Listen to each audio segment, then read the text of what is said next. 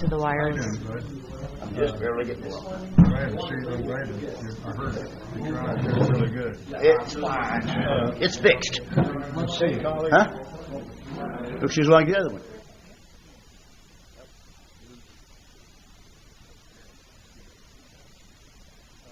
Go walk through those little wooden doors.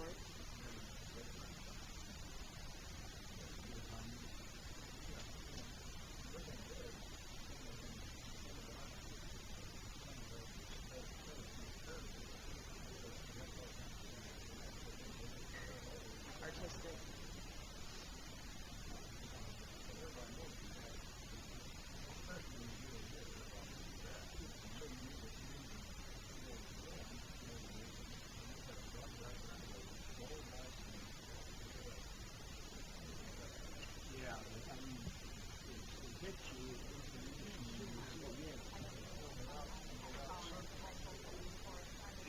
You can have a sign way too close.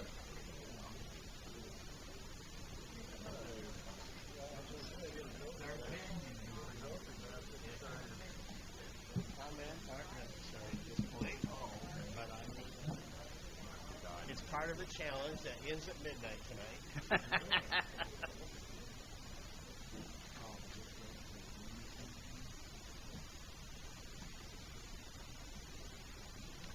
Here's an email that I sent you guys. We decided to put it out there.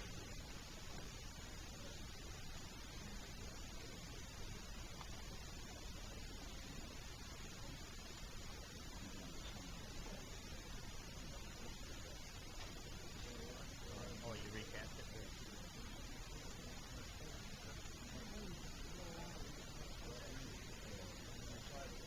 No, I kind of adjusted the letter I attached. It's a distance. Obviously. It's nice one.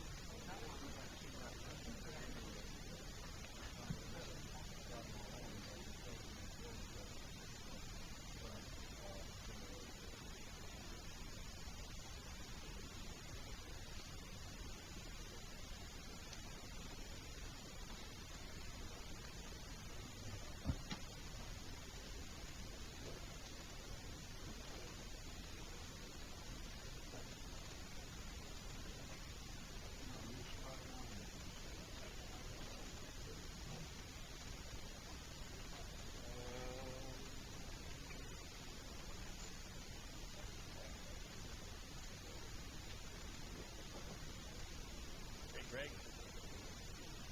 I don't remember this. List of what? Oh.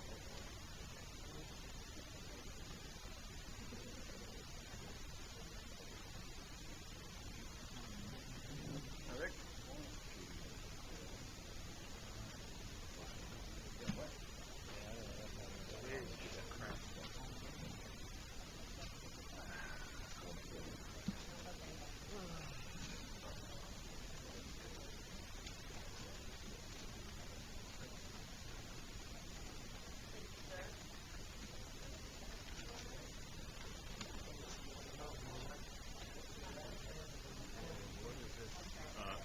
Careful, I use it around single family. I don't need anything for today. I had a reporter one time. And despite that, How are you? I hired her to work. She spent the next 20-something years in the film and now to this day. Okay.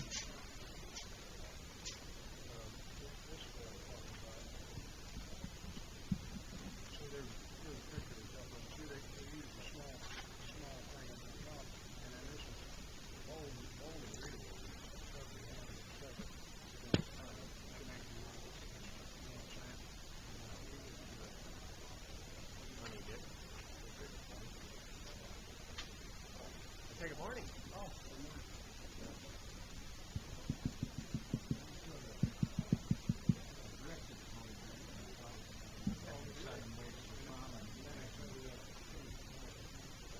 No, I got all kinds of notes about change.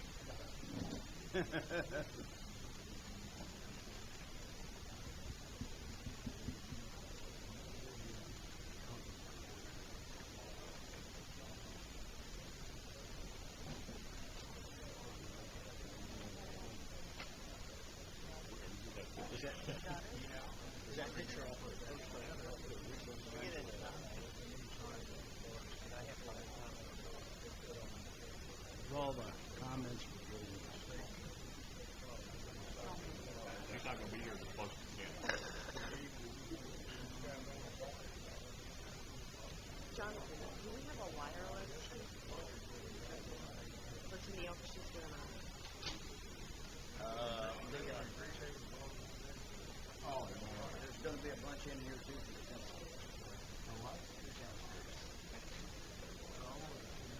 of course, they want that. Well, yeah.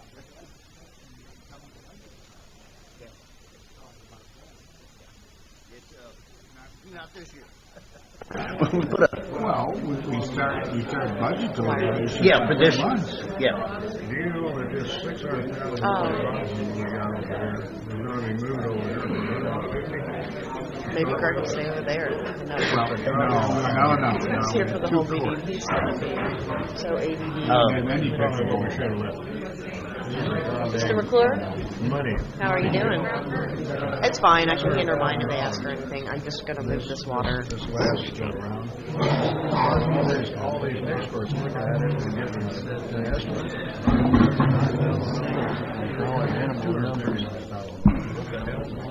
Yep. Frankly, between you and me, I would have left it as is and fixed one tennis court and let the rest of it go because everybody's quite happy with it. No, we were talking about waivers and things like that. How's he going to do that? Get around the wall?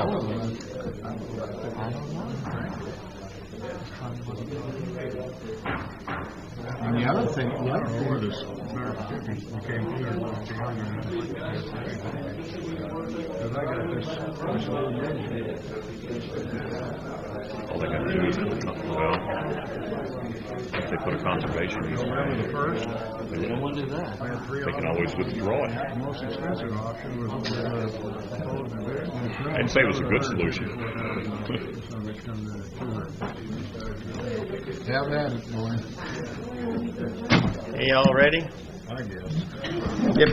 Meeting called to order. Pledge allegiance, please. I pledge allegiance to the flag of the United States of America and to the republic for which it stands, one nation, under God, indivisible, with liberty and justice for all.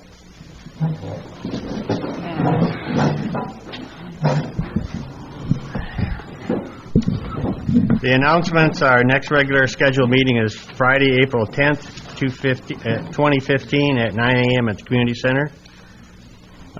Before we get into the consent agenda, Greg Griffin would like to make an announcement.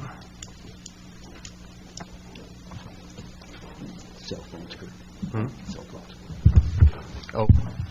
Good morning, ladies and gentlemen. Greg Griffin, Director of Public Works.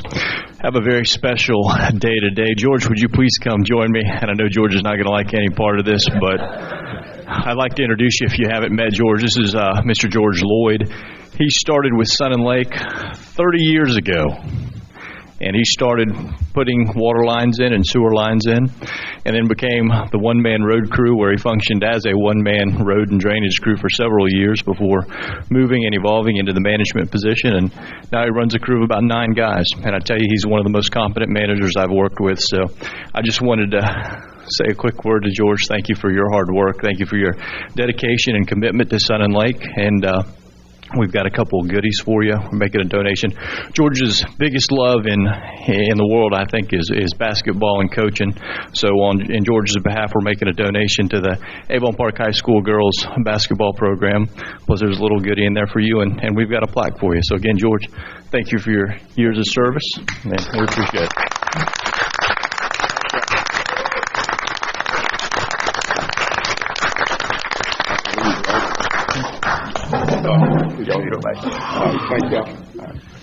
Thank you. No speech, huh?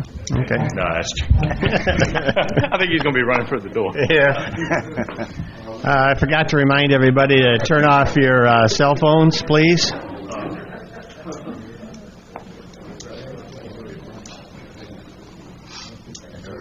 Apparently back to work. Again, make sure your cell phones are turned off, please. Need a motion to approve the consent agenda. So moved. I'll second that. Any comments from the board?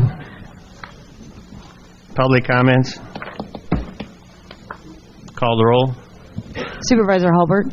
Yes. Supervisor Miller? Yes. Supervisor Halbig? Yes. Supervisor White? Yes. President McCullough? Yes. Action agenda, first on the list is the auditor's presentation. I'd like to introduce our auditors. Matt Lee, who is a CPA that was the auditor in charge for our engagement, and the partner with McDermott Davis, Eldon McDermott, is here, and I believe Matt will be doing the presentation today.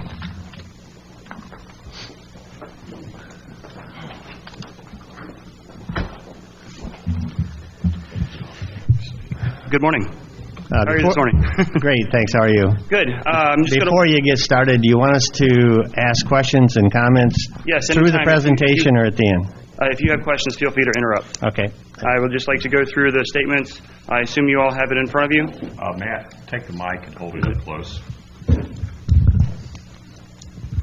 Okay. Is it? Okay, there we go. This is better. Okay, well, we start with the first thing in the statements is going to be the auditor's report. No changes from last year. We have issued our unmodified opinion, which is the highest opinion we can give over the financial report.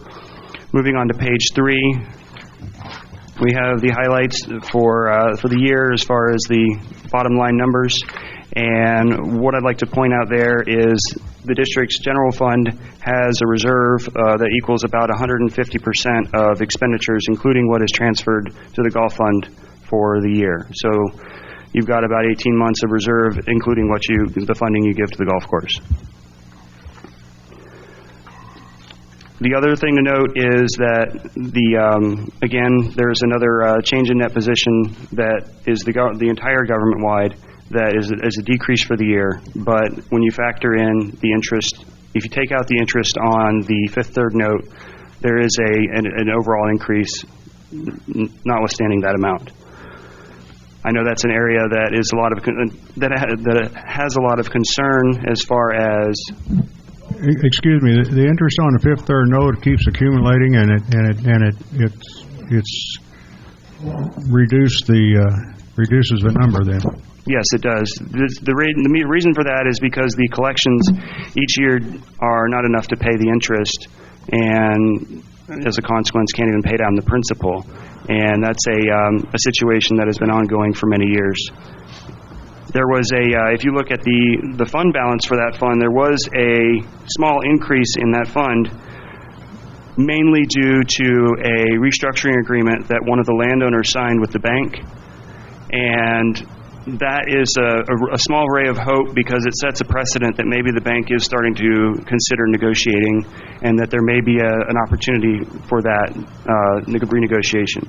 One of the issues with the problem with the bond and the Fifth Third note is, as an ongoing issue, it won't get any better without some type of restructuring. It's gotten to the point where properties have more debt on them than they're worth. I'm speaking mainly about the undeveloped lots, which there are many of. And without some type of concession from the bank, the only other hope is that these properties will eventually escheat through the escheatment process to the county, which may or may not happen for all of the low-value lots. The county has a policy, am I correct, Mike, that the county has a policy that they're not processing the escheatment on the lots less than $5,000? Actually, that's state law. They have the option of doing it. So their policy is that they're not going to do it because Correct. they have the option not to do it. But the lots that are improved have some value, and the county will hopefully start that process, which may give some pressure on the bondholders if they're going to be losing their liens on the most valuable lots. Okay. Any other questions about that? That's one of the major points. I mean, I'll be glad to answer more questions if you have any. Well, maybe it's jumping ahead, but certainly your statement on our debt situation in that regard is something I've looked for many years. It makes so much sense. It's on page 34, second paragraph. And the last sentence of that paragraph says, because the district itself is not liable for non-payment of the note, it is not in default. And that's the first time we've heard that since I've been on the board. So yeah, and that was something we had to get the bank to admit to, is that under the terms of the note, the district was only responsible for collecting and remitting payment. And that's one, they had issued a default notice because there weren't payments, but the district, like you said, is not responsible for anything above and beyond what is collected. Well, if you did nothing else, that was more than worth the price of the audit. So I can't tell. I can't tell you how pleased we are on that. Did you say you talked to the bank specifically? I have not. on that? I have not talked to the bank directly. This has been through your legal counsel and through Tanya.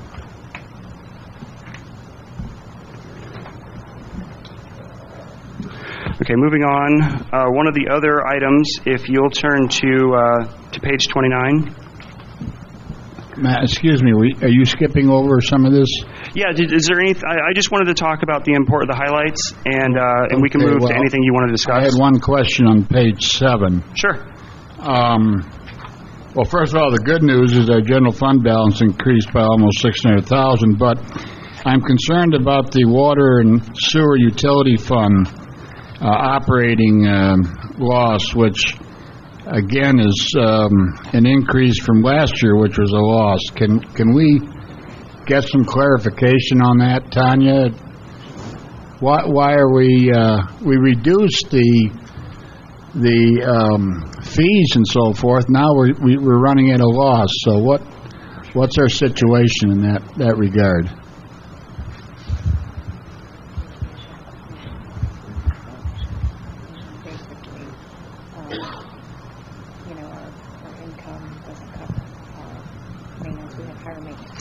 Page 7, last paragraph. Tanya's saying that one of the main issues for this year was higher maintenance costs. Was it anything in particular that really stuck out, or just overall there was more maintenance? Yeah. Yeah, and then depreciation is also a significant item because of some of you put on the new water meters are depreciating this year, and anything else? Okay, it's mainly a higher overhead. Well, it's not a healthy trend, and we thought that this $1 million new water meter project that we spent the last couple of years would result in some savings, and I guess it hasn't. How did the fund do on a cash basis without depreciation and without capital? Let's see, there was if you look at the cash flow statement, there was $1.2 million in outlay and a net decrease in cash as well for the water. But that was a one-time capital project. Yes. Of about $1 million. Yes, but the outlay, the change in cash was $2.5 million negative. So it does look like the operating costs are exceeding the assessments or the utility rates and the collections on utilities. You're saying the costs are exceeding the revenues in that area? It appears so, yes. What page are you on? Page 18, the cash flow statement. What page? 18.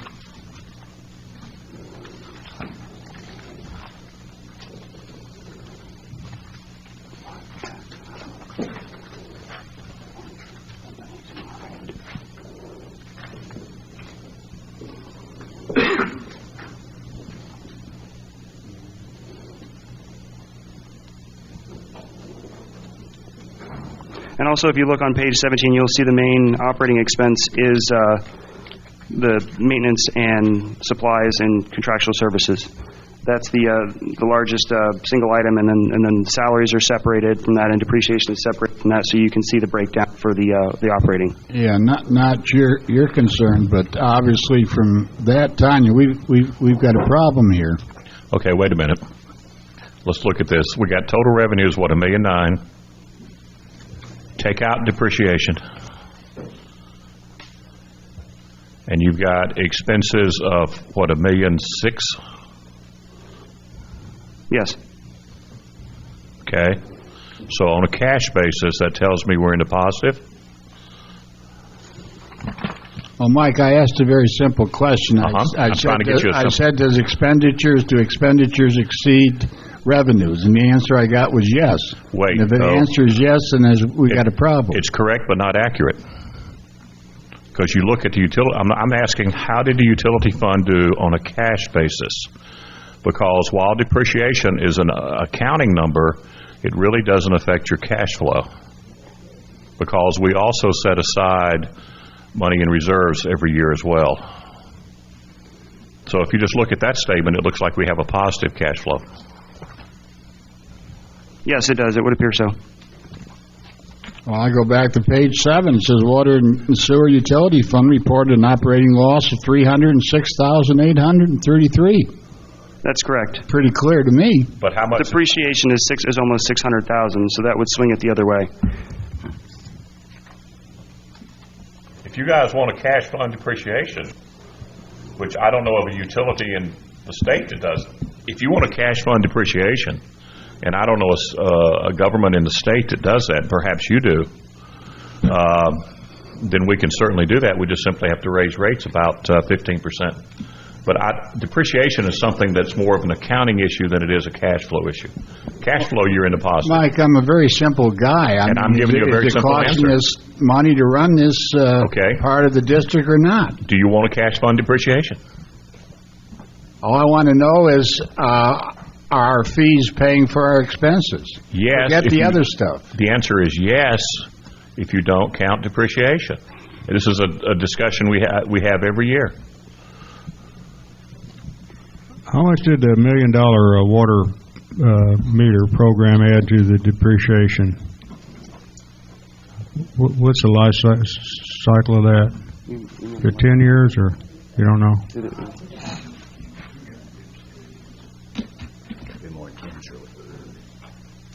If you look at the very bottom of page 18, it says the net cash provided by operating is about $270,000. But like Mike said, going forward, even if you have an operating surplus, you still have to think about future outlay and the cost associated with that. Right. That's the reason for depreciation. And that depreciation kind of gets it in on a year-to-year basis. You said it, are you done? Okay. Okay.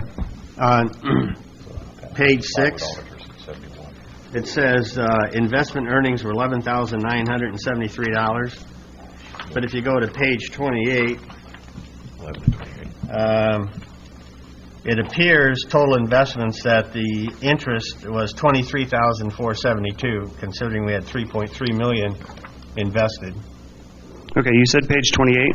Yes. Oh, that's the total investments are $3.3 million.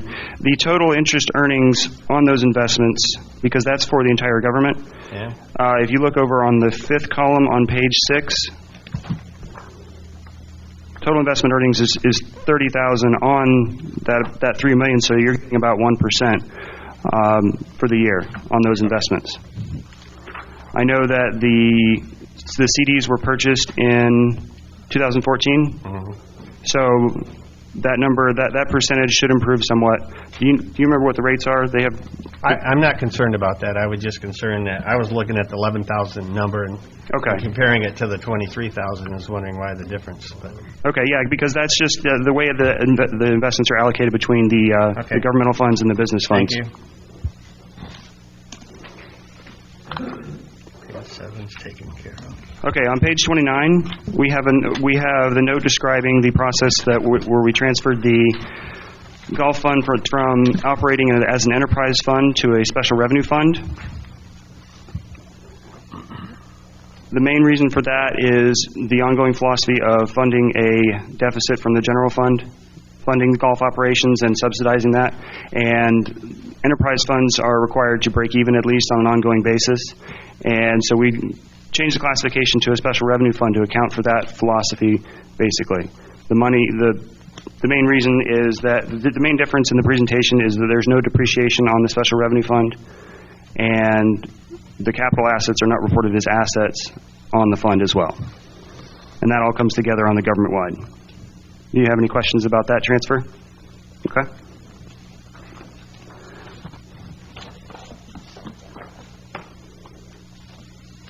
The other thing is we did have a prior period restatement. I want to back up. I asked Tanya this yesterday, and I'm sure she's going to ask John McClure. But, John, when we made this decision to change this golf fund to the general fund, that was done by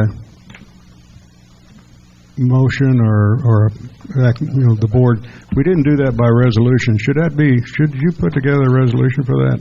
I don't think it was done by resolution, or can you recall? It wasn't. Mike says it wasn't. I don't recall. Okay. Sorry. If it wasn't, should it be? Well, what we do with our resolutions, and the reason we've been using those, is it provides excellent recall and documentation and a basis for every action that the board takes. So whether the board wishes to do that by motion or by resolution, that generally is something that's beyond my pay grade. That's up to you. So if you'd like a resolution for that, clearly we can do that. And my preference is always by resolution because, as you know, we've even changed the way we number them to make it easier to find what happened at a particular meeting and how action was taken. So, right, that's why I asked the question, because yes. I know before when we tried to do it by motion, you said, no, we probably ought to do it by resolution. Well, that's the only reason I brought it up. Clearly is my preference to do that, yes.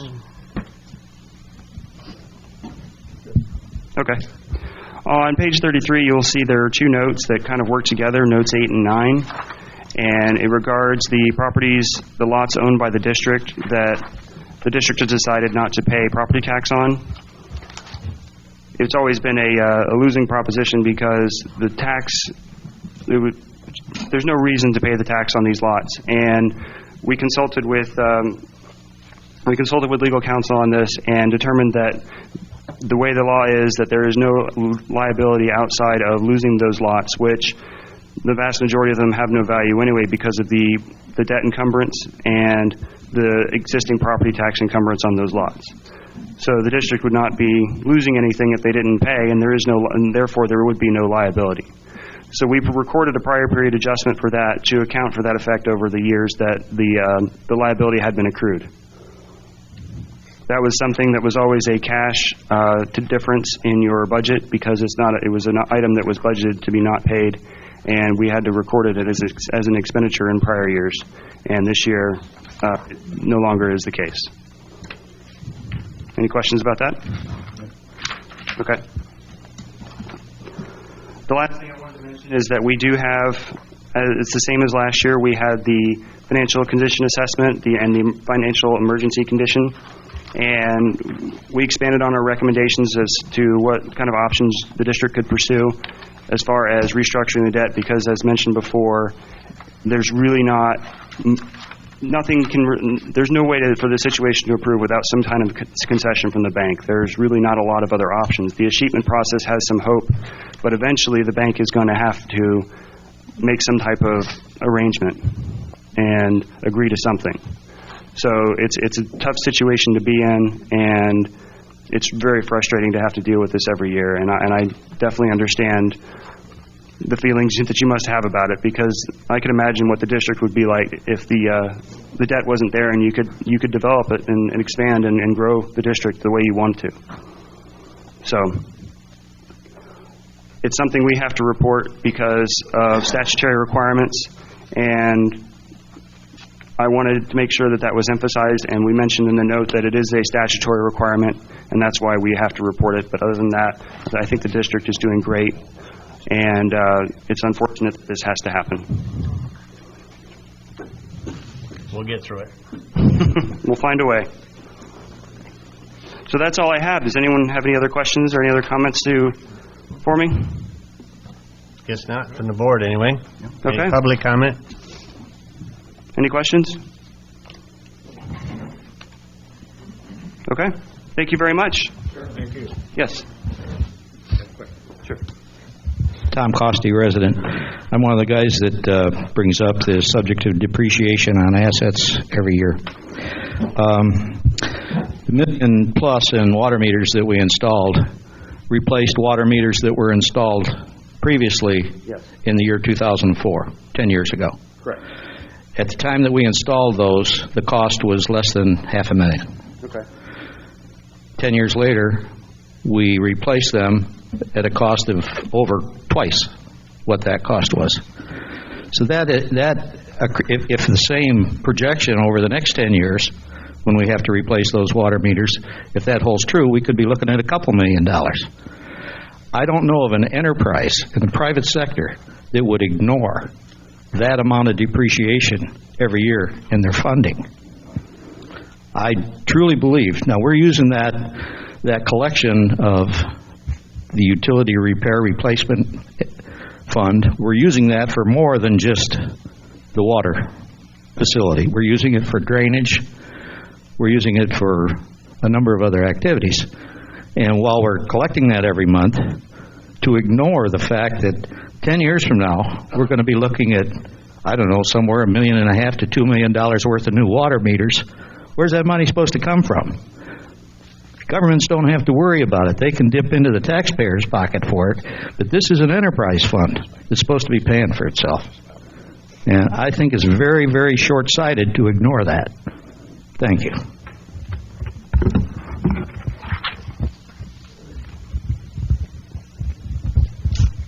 I guess we're done.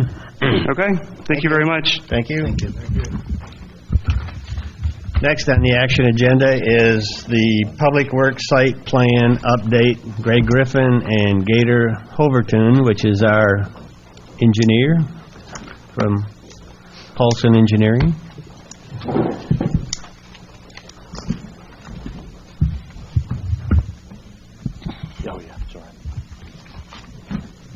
While Gator's grabbing the site plan, we brought a hard copy so the folks in the audience could get a better idea of what we're talking about. Sorry, Greg Griffin, Director of Public Works. We do have some exciting news and relatively unexpected news. We have received our Water Management District permit modification, which we anticipated would take at least another 2 to 3 months. So that is done. It incorporates this site and it incorporates the entire north end drainage project, and that is the permit required to do all the work up at the north entrance, the road work, the drainage work, and complete phase 2 of the Miranda Homes drainage project. So with that being said, I'm going to hand it over to Gator. We have prepared a new line of numbers, and I'll let Gator go from there. Thank you. Gator Howerton, Polson Engineering. All right, based on our last meeting, the last time I was here, we wanted to go back and try to tighten up some of these numbers a little bit, do a little more investigation on the size requirements and whatnot that we needed. One of the first things that I've done was look at the amount of area that we currently have that we're storing our equipment under. I added that up, and this is on, it should be, hopefully if your sheet is the same as mine, I haven't seen what you were given. There was a red number at the bottom, roughly 16,000 square foot, 16,200 square feet that we're currently using right now, and it's barely meeting our needs. What we're proposing is a 17,000 square foot building total, including some office space. It's not a tremendous amount of increase, but I think we would be adequate with that. Looking at the number of, I don't have an exact number on the vehicles and all out there, but this is going to be pretty close to what you're going to need. You're going to fill this building up. This isn't going to have a massive amount of open space in it. This building would be filled up with this 100 by 170 footprint that we have proposed. I also worked on some of the numbers with the building, talked to several people in the industry, including fire protection, working out on several things. The number came down, but then it started kind of working way back up again. Right now, our current number, my projected actual number on there is about 1.2, almost $1.3 million for the whole site. I put a contingency on there, including contingency, you're at about $1.4 million. We've talked about the layout with what we have. There are some things we can do if we wanted to change a little bit, massage some things here and there, add another driveway if we needed to for a second driveway. Don't have a cost for that in here, but we could do that if we so needed to. There's several things we could do. Like Greg said also, we'll mention that we do actually have a Swift Mud permit for this site layout right now that we do have, so if that factors in any. You got the permit based upon that site layout and not, what if you modified that site layout? We can just do a modification to it, right? Okay. We can still do that. It's not a big deal. Okay. So I can do that. I've got something. I don't know whether to talk about it now or talk about it after you go through this, but if you're talking about the snapshot of the footprint of the layout, should I talk about it now or? Let me address your concern with regards to the layout. We have to submit something to the Water Management District. Mm-hmm. This was the best plan that we had at the time. We submitted it. A modification to make a change to that is not a substantial thing. If you want to do questions now, I'm not opposed to that. If you want to let us work through and then do all the questions at the end, that's fine as well. Keep going. We'll ask at the end. Okay. Well, for the most part, I just wanted to present to you the numbers that we have refined and what we have there. There again, these numbers are estimates, just an engineering estimate. If I have to estimate, I'm going to try to estimate a little bit high. I would expect these numbers would come in below that, but I can't tell you that's what it's going to be. I'm just trying to give you my best estimate as to what the cost would be for your budget on this. That being said, this is pretty much what we're recommending for this. This is no frills. There's not a whole lot on here that's anything that is, fancy, nice. This is just plain, get the job done, go to work. This is something for these guys to work in and work out of. Like I say, there's not a whole lot of upgrades. The upgrades you could look at that would affect the cost would be things like if you wanted to put a nicer fence around the site, let's say a black vinyl fence. I don't have that included. I'm using just straight chain link, galvanized chain link. There's several upgrades that you could do if you wanted to on the site, but I'm not including that in here. I'm just trying to get you, this is what it's going to cost to get the job done, to get these guys working, and to give them something to work with down the road. One thing that probably also needs to be said, we're not asking you to earmark those monies today. Tanya has a slide prepared that also shows some funding available. The decision that needs to be made today is this a site plan that we deem acceptable, and what methodology do we want to utilize to go forward? Because our next step and what we'll wait for guidance from you on is how to proceed in the preparation of bid documents. Once we have the bid documents in, we will have the firm prices, and we can go to you can approve that project, or you can reject it based on your comfort level with those individual numbers. Probably the biggest decision that needs to be made today is how you want to proceed with contracting this project. Do you want to do it as a lump sum general contract to a single general contractor packaged with the north end drainage project, or do you want to have the district general contracted and subcontract each key component, where again you have standing contracts with each subcontractor? We're just putting the pieces together. And that's probably the decision that's the biggest one for the board to make today. All righty. I got a couple of questions or comments about the site plan as you have it today. The original plan showed the entrance going into the yard where it is today. And now you've moved it. What is the reason for moving it? A couple different reasons. One of the first ones is to get it out of the driving range firing line. That's been an issue. We have had damage to vehicles. It's something that everyone comes in through there is always concerned with. We're obviously in the firing line of the driving range. Not everybody can hit it that far. I probably couldn't, but a lot of people out here can, and it does happen. We do have a lot of issues with golf balls hitting vehicles and such as that, and safety issue. Well, I guess by moving the driveway, we have to buy 2 lots. We have to spend over $60,000 to do that. So right. If we leave it where it is, we don't have to buy the lots, and we save $60,000 right off the bat. Well, yes, true, to an extent. Now, I also moved it to where it's at right now to line up with another roadway there, because we were essentially making an intersection out of that. I wanted to line it up with that intersection, so to offset it just a little bit, we're making a jog intersection. It's not encouraged. It's not something that the county would necessarily lock us down on that we couldn't do, but it's not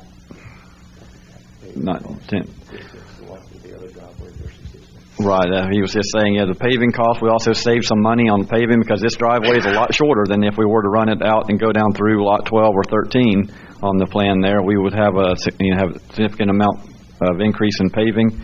It also frees up a lot more of the site because we don't have that coming down through the middle like that. We have it's like on a house. A hallway is basically wasted space because you can't do much with a hallway. All it is just to travel on. It's the same way on here. The driveways are almost kind of wasted area because you can't do much with it other than just drive across it. It's just your access. And so if I can reduce that amount of access, I can increase the amount of usable space on the rest of the site. This was just going to come back with the most feasible or the most economical, ideal site plan. This is what on the same lines that Kurt was talking about. Kurt, can I? Yeah, go ahead. Okay. There's a couple problems. I don't know if they thought it through by putting that right on the intersection of Bonnie Drive. Number one, there's 8 lots along there. You'll use 2 for this roadway, and what it does, it dissects those 8 lots, and nobody is ever going to buy or build a house on any one of those 8 lots, or the 6 that are left, because nobody wants their house right next to a maintenance entrance. Oh, that's Number two, the people that live directly across the road, you got to consider the loss in their property value by having a maintenance entrance right across from Hard Humphreys' house and Lindstrom's. Now, their property value's got to drop $25,000 when you put that in there. I don't know if anybody ever thought of that, but my preference is to leave it where it's at because it's kind of obscure and out of the way, and protect the vehicles that they come in with some sort of a nice looking something. Because I just don't. I don't agree with moving it, to tell you the truth. In that one point, I've got some other points I'd like to make too, and I don't know if now's the time to do it. But can I address the conversation about the lots first? The district has been systematically acquiring the lots. When properties were disposed of back in the mid-2000s, these lots, we do not believe were intended to be sold. We've acquired a handful of them back. We really want to own all of them because we want that buffer. We really don't want residents backing up to our maintenance yard. We've got folks that show up at 5:30 in the morning and start cranking up machinery. That buffer is ideal. The other thing that comes into play... Wait a minute. Yeah, but if I was a homeowner across the street and I knew I built my house in a residential area, the first thing, and I see this happening, the first thing I'd be doing is going to get me an attorney and completely fighting that situation. I just don't think it's fair to them when somebody builds a house in what they think's a residential area, and you're going to make an industrial park entrance out of the thing. I just don't think that's. Well, I think the map the drawing somewhat misleading, as it looks like we're going to go in and we're going to strip all this ground. This will be a heavily landscaped, and it'll meet all the landscaping codes of the county. It's going to be more the function of a driveway than an industrial entrance per se. With regards to property value, that'd be pure speculation on my part. I can't say one way or another. Well, you mentioned about stripping the landscape on the upper two lots there. I mean, right now you have some scrub oaks in there which are fairly high, which would probably hide the building for those residents. We wouldn't go in and out of there. We wouldn't, even where this pond is located. Yeah. We wouldn't take any of the trees out in any of these areas, with the exception of where the driveway would actually be built and where the pond would be built. We want to have this buffered for multiple reasons, but very much so that folks don't see in and that we don't necessarily see out. So, again, the map somewhat, if you look at it, it's easy to make the assumption that we're going to go in there, we're going to clear cut the entire thing. We have no intention of doing so. In fact, we want to leave it as heavily vegetated as possible. I'm not making these comments because I don't think we need this. I think we need it. I don't know if we need it in the degree that you've got it. There was some discussion earlier on that this would carry us into the future, 40 years into the future. But then if you look, and I went through the same thing with you the other day, I said, if you look at the district the way it's configured right now, you're doing this for your equipment you got now, both in your utility, your roads and drainage, your golf course. We've got 2 golf courses. In 40 years from now, I don't see us having any more than 2. We've got the same number of people and utilities that it's probably ever going to be. The footprint of the district is not going to change, so there's not going to be any more. 40 years from now, probably not any more equipment than what we got now. The same thing applies to roads and drainage and everything else. So that you're already 40 years in the future. So if you did the footprint to carry us 40 years from now, anticipating more space, so on and so forth, I think maybe you ought to be backed up a little. I think the pole barn needs to be increased somewhat. I think the size of the building needs to be decreased somewhat. I think you need to be a little bit more conservative with the office layout. When I hear things like who's going to, like David Bell needs an office, but then his superintendent for Deer Run needs an office, and his superintendent for Turtle Run needs an office. Those guys need to be out on the golf course. If they need a cubicle in David's office to do their paperwork, then that's fine. But I think you need to be a little bit more conservative on what you're doing. And And when you do bring it back for bid, I think before it's bid, I think the board needs to look at the detailed drawings, and then it goes out to bid. So I think you've got to do it, a step at a time. One thing I would address, and not to beat a dead horse, but the existing square footage, 16,000 and change, we're only going to 17,000. That's less than a 5% increase of the current size. So I don't think we've got overkill. We have a little more room than what we have, and if you ask the guys, George and David, they will tell you right now we are incredibly crowded with what we have. So it would just give us a bit more space. Greg, the building we looked at Avon Park was a very tall building. Have you figured this at the same height of building, or if you cut the height down, as we don't need, I don't think, that much height, do we? We have figured that height. We do need the height over the office area, especially. We could tear it down over the work area.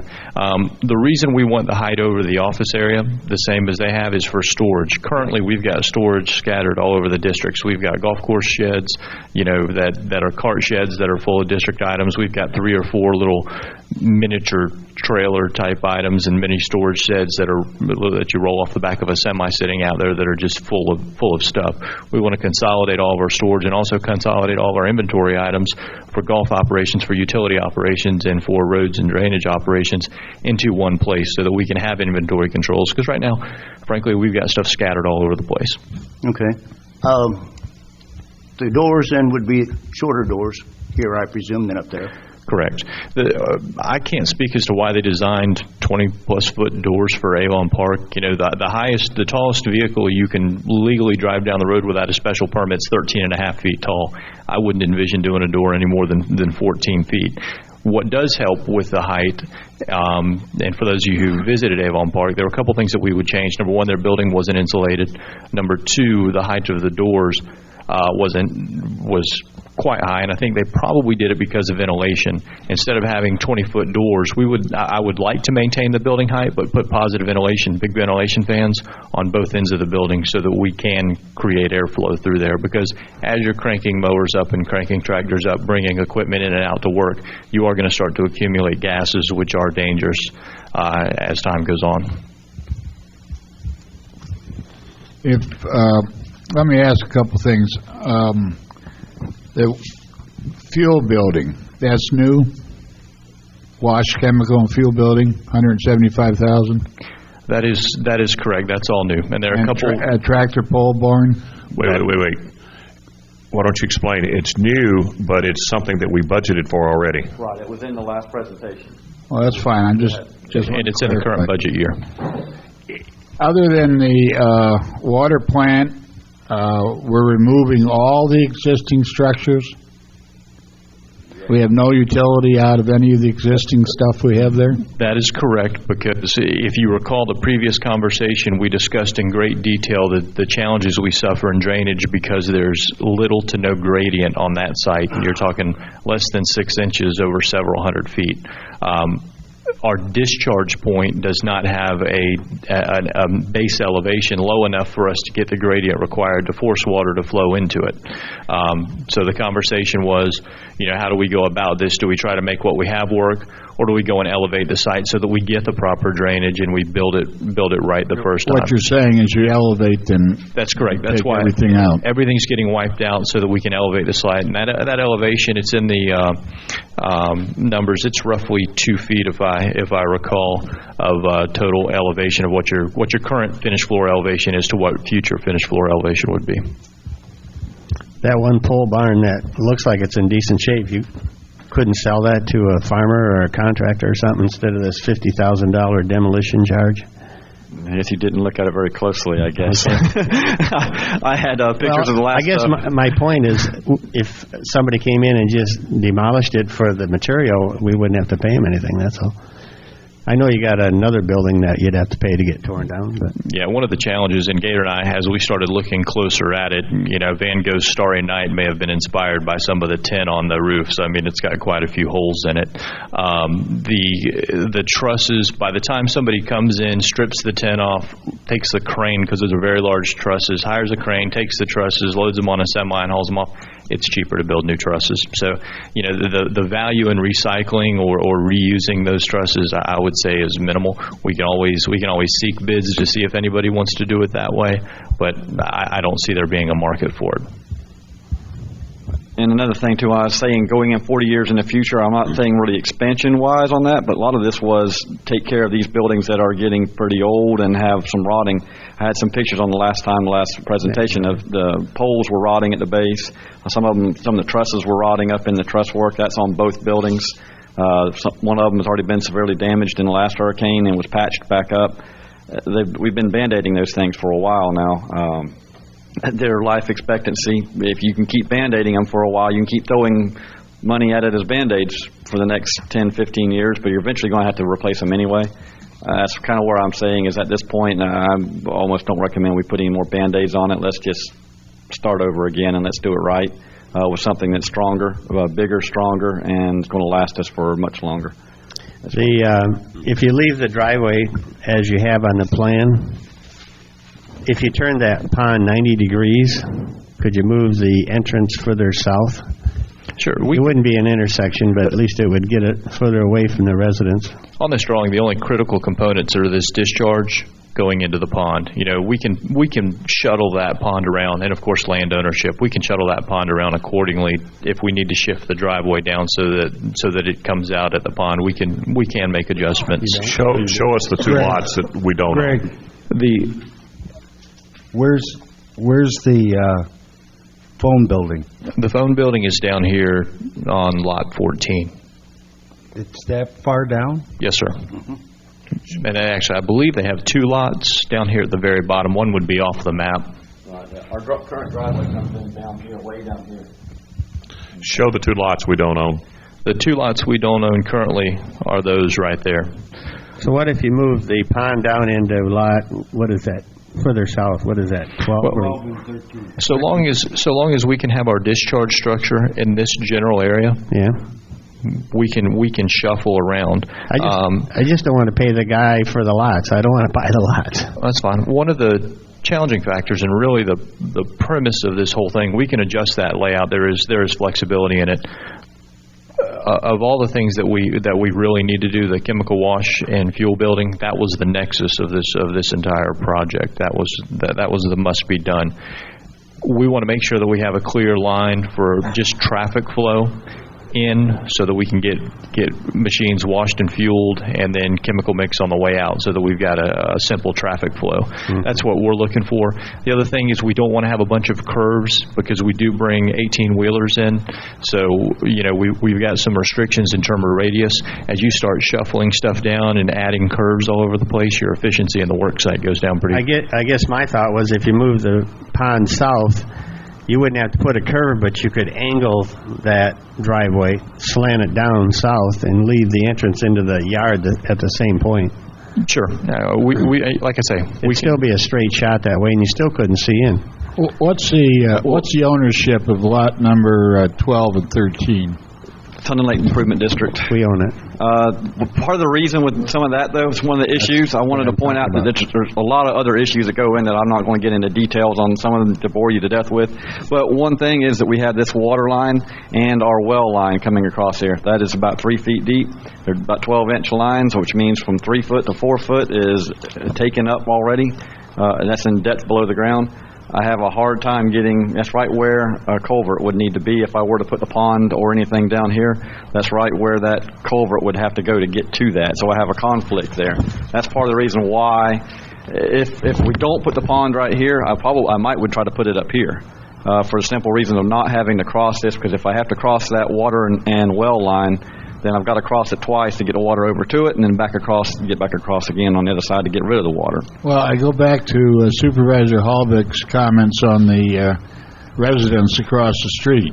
If you moved it up, what is that, 9 and 8 up there? That's just increasing the problem. Right, and also keep in mind, see how I have this? I've only used half the lot, and I did it intentionally. I mean, we're not proposing to do anything on the front half of these lots. The only area that would be impacted that you would see from the street is just this little small area right here. That's the way I'm trying to hide the site. I tried to get it where it would come in on an angle where you could not even see inside here at all from the road if you tried. But trying to do that with the limited amount of space that we have, the numbers started going up on the amount of asphalt, and also we just don't have enough room to get in there and be able to get a semi in there adequately. And no way I could do it that we could totally hide the site. This was the most or least impact from the roadway was this layout. Have you costed out a lot 12 and 13 alternative? We have, that's some of the original ones we came with. I had where we had pond and a driveway in that with some of the original layouts. But there again, we're trying to cross this water line and sewer line, and this is your main line. 90% of the water that you drank, probably almost everything from most of you here, come through this water line right here, this blue water line. It's not something we can just shut it down and dig it deeper to try to reroute it or do something. That would be a pretty substantial. That's our artery. That's our main artery on the water line. Well, how deep is that pond? The pond I have right now is about 3 to 4 feet deep. So I mean, we can't, and we got to have 3 foot of cover over it to protect this artery of water. So we can't go digging a whole lot on top of these water lines without protecting them. So that, just keep that in mind. I mean, there are, yes, if that water line was not there, I probably would have a slightly different layout to it. But the reason that it is driven largely by that water line there and the existing thing I have to work. Why don't you discuss why? You're crossing it now, isn't he? Aren't you crossing it now? Why? They drive over it, right? Yeah, right now we drive over it. But there's 3 feet of. Greg, that commercial end of it, how many times a month do you get fuel here? Can't be over twice, can it? Oh, absolutely.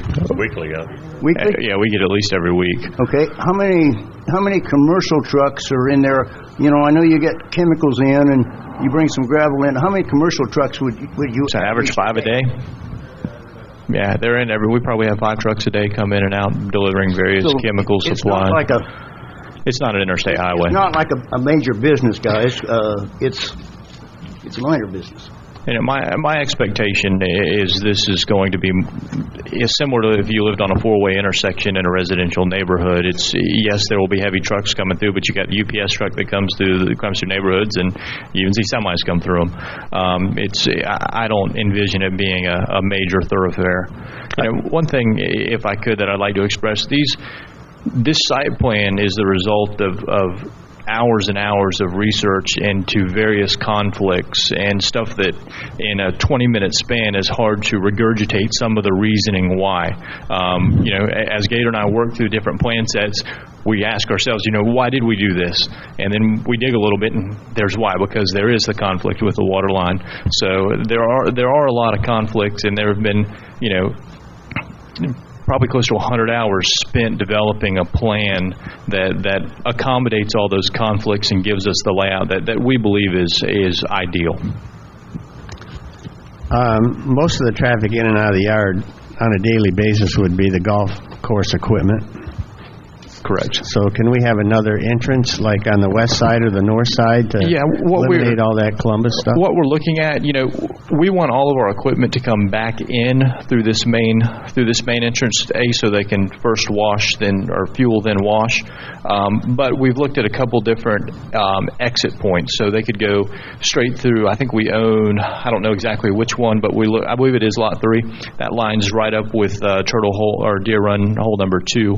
You know, we could have a straight shot out there, and we could also send somebody out this western boundary.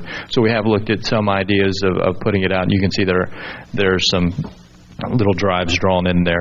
You know, we do have the alternate going out, but we do want to channel all that traffic coming in back through this main What entrance. if you move the wash station to the northwest corner?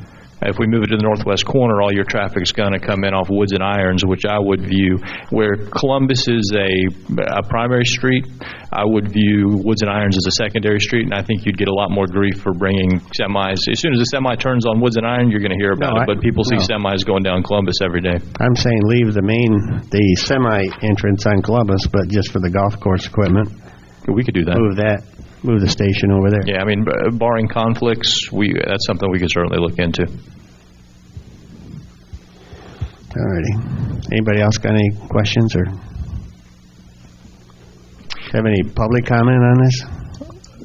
Did you want to get into any discussions with finance? Tanya had some, before we go to public comment, sorry to interrupt, but that's all right. Tanya prepared a spreadsheet that kind of shows where we're at in terms of fund balance.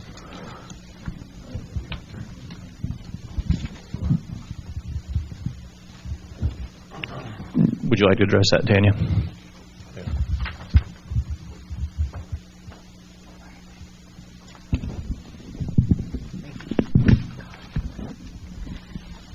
I've prepared a proposed analysis, and these funds are strictly from our Utility Renewal and Replacement Improvement Fund, our URIF. And if we were to appropriate $1 million towards the maintenance yard in 2015, then what I've done is I've shown what the current balance is in 2014. That's $2.7 million. And in 2015, if we appropriate $1 million, in addition to the anywhere between $315,000 to $325,000 we do contribute to that fund with our interest rates now higher, I propose we'll have a little over $2 million. And then you can see if we don't utilize your funds for any other major projects where we will be by 2018. We will exceed where we are today. So this is just an analysis for your information. Okay. One other thing I asked Tanya to do was to research the possibility of getting a loan or a bond for a 4-year bond so the fund balance would remain the same, and then the contributions every year would basically make the payments on that, other than we'd be paying interest on money that we got in the bank, so I'm not sure that's really a good idea. But TD Bank and I played phone tag again yesterday. I apologize, but I should have some information for you today or Monday. Tanya, just to recap, you're suggesting that we fund the difference out of our URIF balance, right? Yes, sir. Okay, and that would leave us then, you have 2.739, $2,739,000. So we'd be at 1.7 initially in our reserve. By September 2015, you'll be at right over $2 million because remember we do still be over contribute. $2 million. We'd still be over $2 million, yes, sir. And then another 3 years, we'd be back. Right over $3 million. Okay. That does not influence my earlier comments about revenues and costs and so forth for our system. Are you saying does Europe influence those costs? Yeah, I mean that's over and above any other consideration. That's correct. And you're confident in that? Yes. Okay.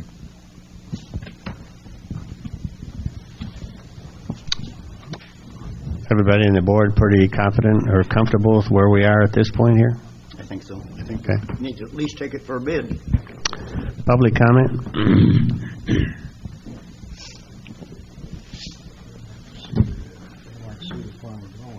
Yeah. Tom Costy, resident. I promise these will be my last comments today. But I really think that we're at a serious crossroads just by virtue of the timing of what's going on throughout Florida and up in the northern states where a lot of us have come from. In 2008 and 2009, a very elaborate study was done by Polston and our previous utilities and public works manager. I don't know how many people on the board have seen that. I imagine there are at least several of you that haven't. But before we make any firm decision about relaying out Sun Lake in terms of where our sewage treatment facilities are, where our maintenance buildings are, how we address our drainage problems, what we're talking about now is a complete departure from what was presented by Julian DeLon when he was our utilities and public works manager. A lot of the data that he used was generated by Polston. Polston's got a long history here in Southern Lake. I understand Dale was a surveyor who worked for C.A. Peterson when they initially laid out Sun Lake, and that's back in around 1970 when that was going on. To make quick decisions with just the information, as Greg has said, he's not had time to present all of the background data as to what we're doing here. But for instance, if you look at Julian's presentation, which I've emailed to all of you, I don't know if you've all had it, I emailed it this morning. And actually that was a second revision. It was done, and then it was revised twice. But all of that thinking at that time was redirecting all of this activity out here on Schumacher, or just north of Schumacher, and west of Balboa. At that time, he did some projections there's some data in that report of how many new homes had been built over 2006, 2007, 2008. And each of the revisions, he revised down his projection of how many new homes were expected. But I'd just like to mention this. Right now, I know of at least 17 or 18 new homes that are under construction. There's 4 under construction right now in Manor Hill. There's 2 more that are going to start soon. There's 3 or 4 in Magnolia that are underway, and there's a builder out there that feels as though there's going to be quite a bit more over the next few years. He was confident enough that he and his investors purchased, 3 dozen lots? I've talked to a couple of builders, one of whom, young builder who's working in Manor Hill, who owns 27 pieces of property. His brother just retired as an economics professor from Rutgers. And this fella has been hanging around waiting for things to come back here in Central Florida. He just spent a week over in Venice, Florida with his brother and asked for some advice. He had sold his yacht. He had a fishing yacht. Greg, you may know who I'm talking about. Jeff Freilich. Got quite a bit of money for it, and he asked his brother, what should I be thinking about doing with my money? Should I be heading to the coast where things are starting to cut loose again? His brother said, you stay right where you're at, because the people up north, the markets are coming back up north, and that's what we need to start the flow of traffic. Those numbers that the accountants presented this morning about the very healthy cash position that we're in, that includes no money that's for the unfinished projects that are already been budgeted. Correct me if I'm wrong, Tanya. Is Tanya here? Yeah. Our budgeted projects that are not started and no cash has been spent on them, is that reflected in those audited financial reports? No. They're not. We've got almost $2 million worth of unfinished projects that have been approved by budget that's going to drain that cash that we've got. I don't think anybody has been more negative in the discussions that we've had over the last 2 or 3 years about marketing Sun and Lake that I have. I just did not believe the timing was right. But I think now is the time. And if you think in terms of the fact that Great Tech came in here and over a period of 10 years, he built 1,200 homes.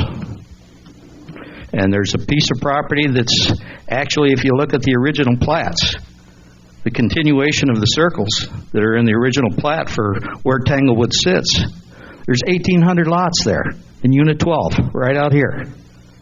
Great Tech was in here asking for numbers just before he sold the place, and Hometown America came in. So all I'm saying is, if you look at Julian's presentation, his emphasis was on moving those kinds of utilities to the west. I keep hearing that not in my lifetime are we going to be building homes here or there. But this thing could change in a heartbeat. I jotted down the numbers. Tom. Yeah. That study also said the existing utility plants were expandable. One was 17%, I think, utilized. One was 70% utilized.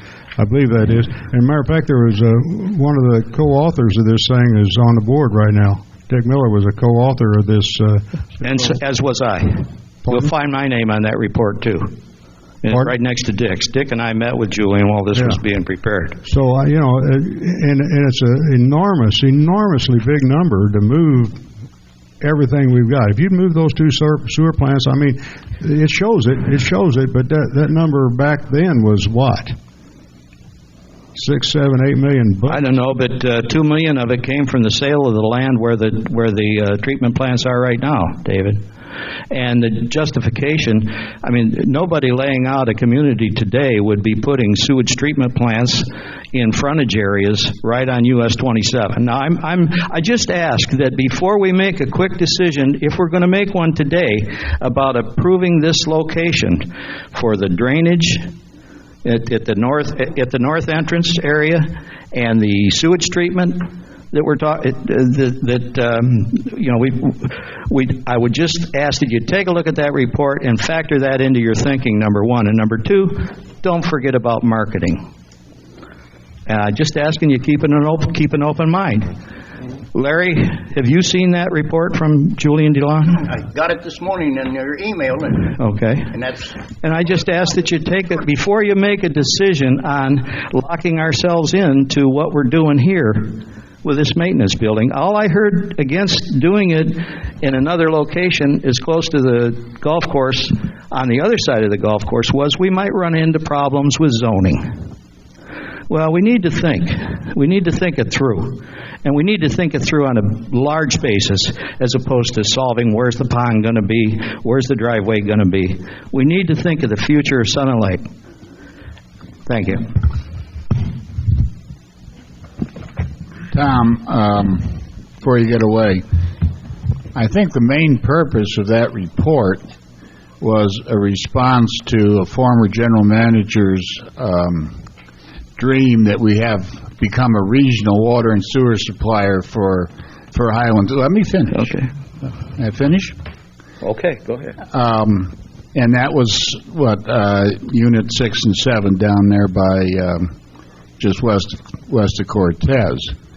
And you and I participated in that, and we bounced things off. But I remember that the net result was that it was not feasible, and it was a pretty objective report. We both thought it was objective. And that was directed toward that regional water and sewer facility. I think, Gator, you're now nodding your head on that. You remember that. And that's what that was directed at, not at maintenance or anything else, whether or not Sun and Lake would be a regional water and sewer provider, which we're not. And it was deemed not feasible. And that was the crux of the report.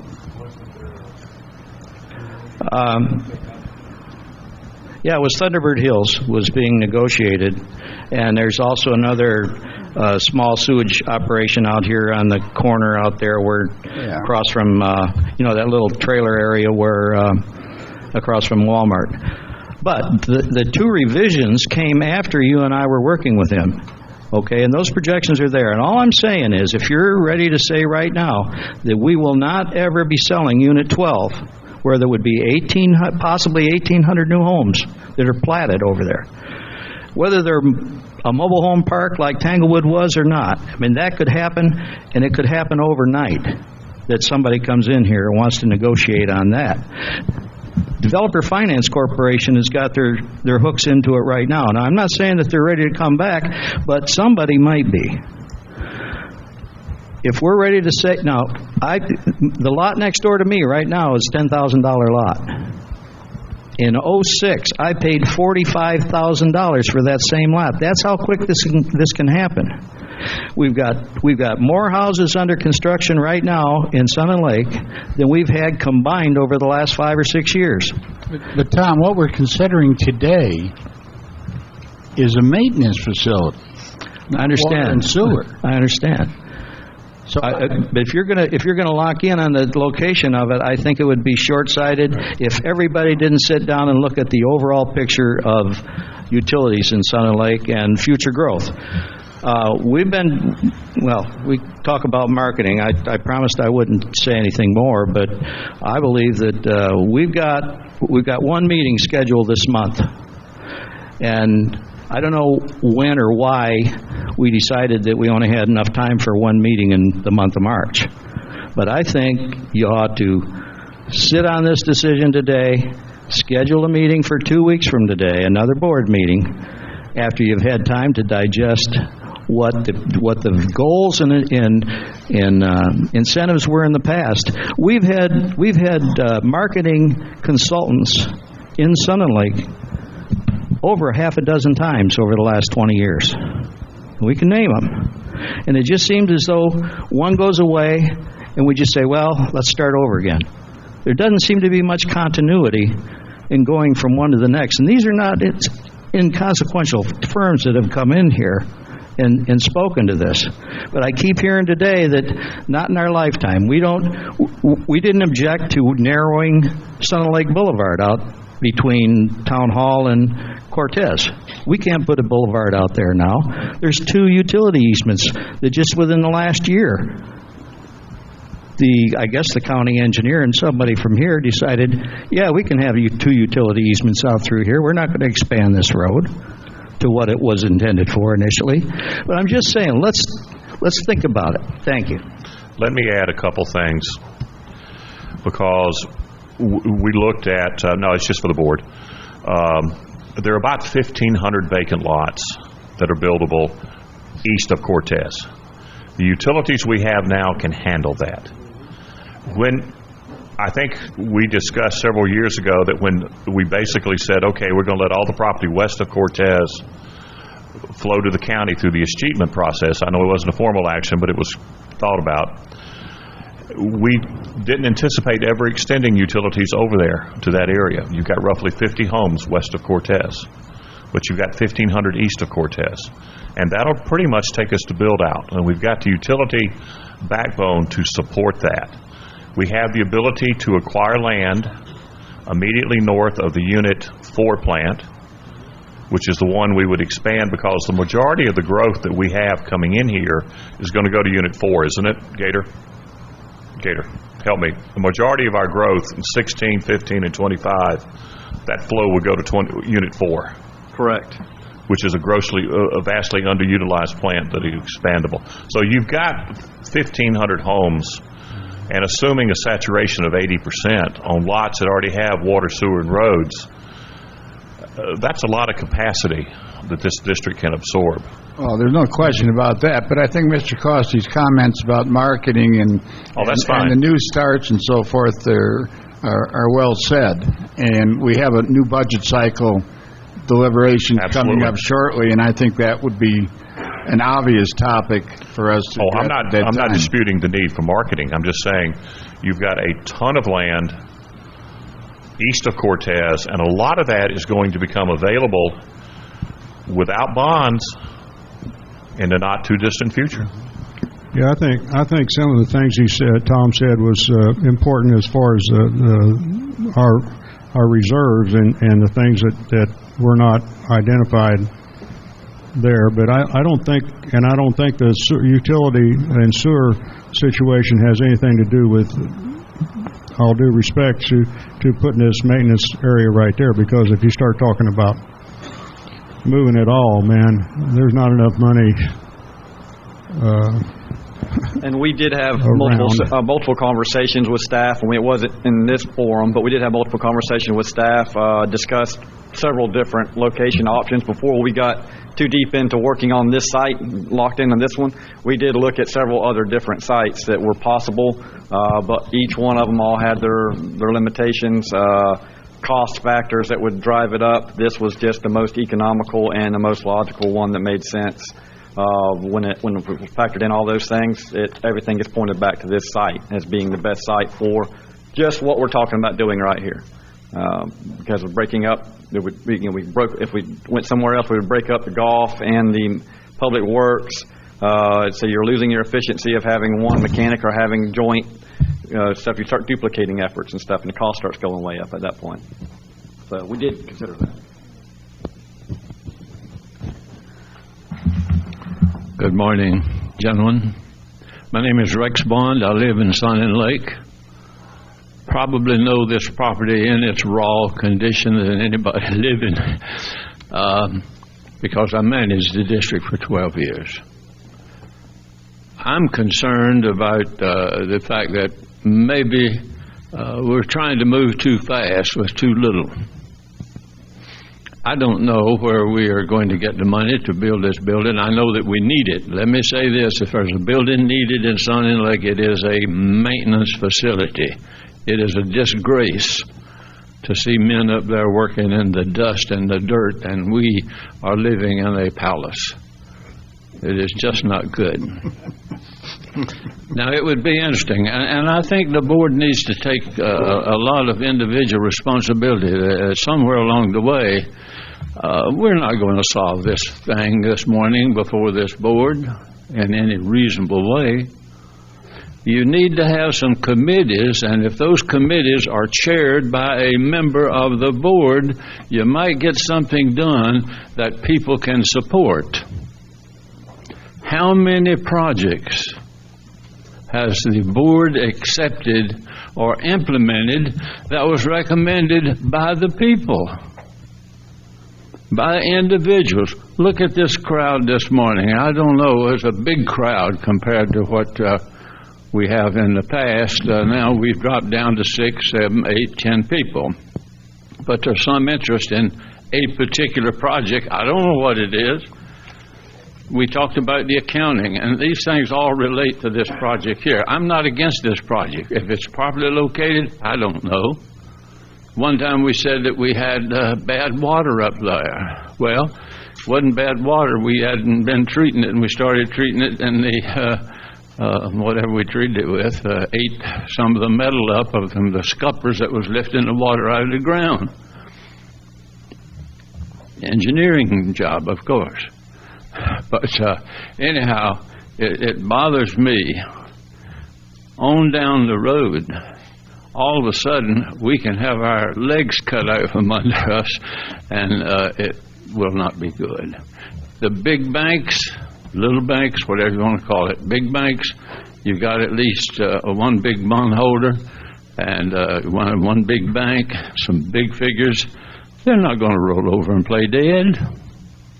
Somebody will make a move, and this board needs to have its best legal counsel in matters such as that looking into it, not waiting until they come and knock on your door and say, we're here to sue you, or we're here to take over the district, all that bit. But my point is, think about how many decisions you've made when a citizen has come before this board and made a presentation. I can't hardly think of them, and I've only missed 2 meetings in the last many, many years. So take your time, make good decisions. Nothing is going to get up and run away. We do have to have promotions. It takes a lot of people, a lot of money to promote a project such as Sun and Lake. You can't do it just over the counter. You got to be out there working, whether it be in Germany, whether it be in Puerto Rico, or some other foreign country like New York. You just have to be out there, working. But that's my point, is the fact we need to include the people in this decision making, and the purpose of your meeting is not to come together as a board and visit with each other. Thank you. Alrighty. I think the feeling right now from the board is we would like you guys to come back with actual drawings or presentations of the building, and I guess everybody's comfortable with leaving the site plan the way it is right now. So, do we have a time problem here or issue? Do you want building-ready bid quality drawings? That'll take us about 60 days to generate. No, I think what you're after is just a good idea of what the building Sketches. would look like, and, It's like a simple floor plan and some sketches. yeah. We can do that. I would like to see you just take one more look and see if, and that can work in conjunction with that about doing some tweaking to try to get that entranceway. Either leave it where it is or not. I'm not saying that's a showstopper for me, but I'd like to see it, really look at it in a. Well, if that pond consumed lot, is it 11, the bottom lot there? If it consumed the whole lot, I mean, would it be a distraction from the road if there was no vegetation in front of it? I mean, it'd just be a pond, right? I mean, if you, instead of having that pond go on lot 10, it would just be on lot 11. It'd be more of a square pond than a rectangular pond. You've got about 60 to 75 feet of vegetation between the pond and the road. Well, my point is, if you cleared the lot and made that all pond, I mean, would it be an objection from the road? Right, you would just be able to see the facility a little bit better than what it is, but it's going to be a little higher. We could put a fence up there if you wanted to. You'd be looking at a fence from the road. Well, the only reason for bringing that up is that you could move the entrance further down to Dave's point. Is the only, could put the entrance on lot 12 and still keep a pond on lot 11. No, you go 12. Oh, okay. And I mean, we can do some things like that. It's just going to change some of the function on the storage bins, but it's not a big issue. I think that'd be better if you put it down to 12. Right. Well, but part of our problem, though, is the wash rack. We wanted to have that wash rack in the fuel facility so that it's on your driveway coming right in. And so it's the flow of traffic works back. And so we're back to putting that in, and we're also putting it right next to our water, getting closer to our water plant, to our wells. That's part of the reason why we had it up there where we have it, is trying to get it as far away as we can from the water plant and facility there, and but we did not want to go any further north with it because we didn't want to get up to where our entrance would be impacting those lots across the street. So that was about as far north as we can get the driveway to try to work without impacting anyone. So that's where it. Well, why don't you look at putting the driveway on lot 12 and what you can do with lot 11, and maybe you could put vegetation behind the pond, between the pond and the maintenance yard, to make a visual block as well. Okay. And then you tear up all of the area where they bring. Then you tear up all the area where they have the stone and everything, the walls that they're putting in for all the gravel and everything. That's all they're taking all that out. No, that's all new. This is proposed here. That's all proposed new. Oh, that part, yeah. But would reduce. See, now you have to take and move all of that. Well, just looking at different alternatives. Yeah, I can throw together another alternative. We'll keep working with this layout if that's suitable. We'll work with this layout, focus on this one, but I'll try to also prepare an alternate there for you to do something like that and maybe get a cost difference of what that would be, so you can look at that and make a decision if you want us to change. Gator, I'd also like you to take into account Supervisor Halbig's comments about the interior finishing of the building. That's a pretty big ticket item, $135,000. Okay. I think you need to take another look at that. Okay. Well, when we start, we haven't even drawn a sketch up of what we're talking about well, yet. So you've got a big right. I know I've got a large number on that. So when we start kind of sketching this up now, with your permission here, what would sound like we're going today, we will start drawing up some stuff in there, and we can get a lot better idea on what that would actually cost. Because right now that's just a box to me. I don't know, so I have to throw a higher number on it. Okay. Yeah. The fact that all this equipment that you're going to be cranking up every day and bringing in every day, that's dirty, grass all over it and what have you. Is that a safe condition? I mean, when we were at Avon Park, there wasn't any. Of course, that was in the middle of the morning, and some of the equipment might have been out of there, but there wasn't basically any equipment in there. And I just wonder if that's a safe condition rather than putting it up. As long as it's covered, that's the main thing, I believe. Well, that's why I asked about the pole barn being increased in size and the building may be scaled down a little bit, but The one big difference with what we're doing and what Avon Park does is the construction of that wash rack. When a piece of equipment comes out of the field, it will be clean. It'll be washed off, blown off, and it'll be clean and dry. So in terms of safety, yeah, it's very, very different scenario. What they don't model what we're doing based off of the current situation up there. So I guess the plan is you're going to bring back some alternative drawings at the next meeting, which will be in April. And then at that point, we will decide if we're going to do in-house contracting or out-house contracting. Sounds good. Okay. Outhouse. All right, next up is the sign selection. And I guess before we get started with that, I'd like to make everybody aware that the district has supplied all the board members with everybody's comments. We've gotten 3 or 4 different deliveries as the comments kept coming in. And the way I see it, we're probably looking at 4 projects here. One would be the sign project, and then there would also be the landscaping project, which I think would probably go out to bid in separate bids. And then according to the comments, the golf community would like to have another project, like building onto the clubhouse. And the Racket Club would like to have another project, building a kiosk and bathroom facilities there.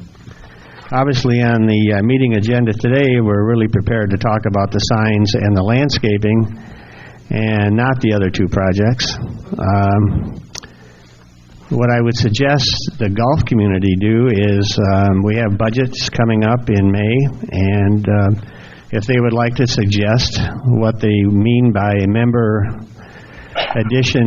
room addition to the clubhouse, then they should come up with some parameters that we should look at as far as size, people, kitchen, no kitchen, bar, no bar, 14 TVs, no TVs, whatever they think they need for this room, and bring that criteria to us in May so we can take a look at it and put it with our list of other projects.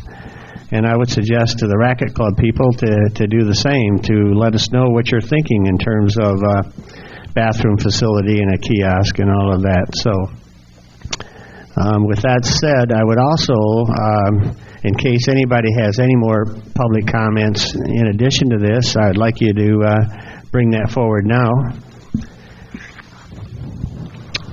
And apparently nobody has any comments. You do? Bring it up to the...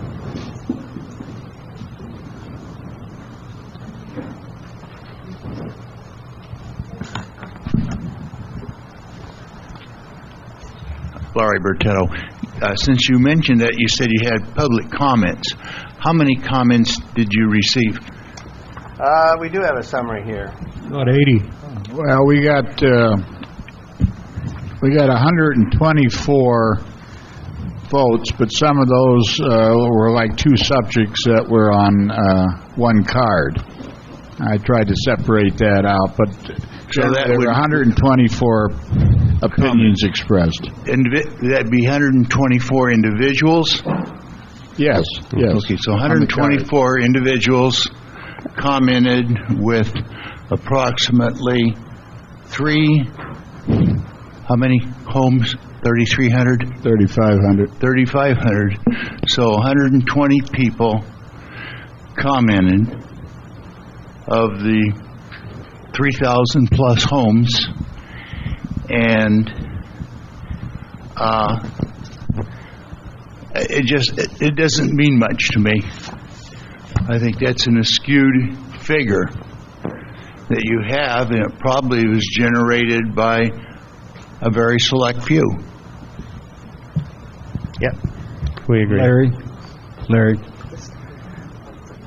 if you would go up to the clubhouse, they was all there for you to make your comment. Okay, let me ask you. You don't go there so you could make your comment. Well, it's precisely what I'm saying, is there's 3,000 plus, and only 100 commented, 124 commented, so it's not representative of the community. It is the first time, though, in many of the projects we've done over the couple of years that we've actually given the public a chance for comment. Hi, my name is Julie Tiger. I live in Manor Hill. Just real quick with what this gentleman just said, it's like anything else when you need a vote. Everybody got the same information to come out and comment if they so chose. And if they chose not to, you can only go with what you get. You can't redo a presidential election because everybody didn't vote or the numbers were low. That's just my opinion. All right. I'm not sure if I'm here at the right time or not, but as far as the sign alternatives go, I'm just trying to figure out. I took a ride around the community to figure out why we needed signage before I made my comment. And it's, I guess it would be aesthetically nice. However, I believe there are more essential things. Such as, and I'm going to speak up for the Racket Club again, a bathroom of some sort in that area, because it becomes a great chore. I'm not sure what phase that the fixing of the Racket Club, the surfaces at this point. Are we in phase 2? Is that what this is called, or phase 1.5? Hopefully we're in the final phase. The final stage. I was always under the impression that in phase 2, that kiosk and bathroom was going to be built. That phase 2 was the big number. Well, all I can say is there's nothing in the budget right now for this year to build a bathroom at the Racket Club. Can you tell me when? Well, yes. Yeah. Okay. You were here before, and I think I answered that before. We have a new budget cycle coming up shortly, as Okay. Kurt mentioned. And that will be one of the key items that we'll be addressing at that time. Oh, good. In this budget year, we've already have the funds committed, but your concerns, I share your concerns, by the way, and that'll receive full attention in the new budget cycle. Okay. As will the expansion of the clubhouse. Those are both, in my opinion, important projects.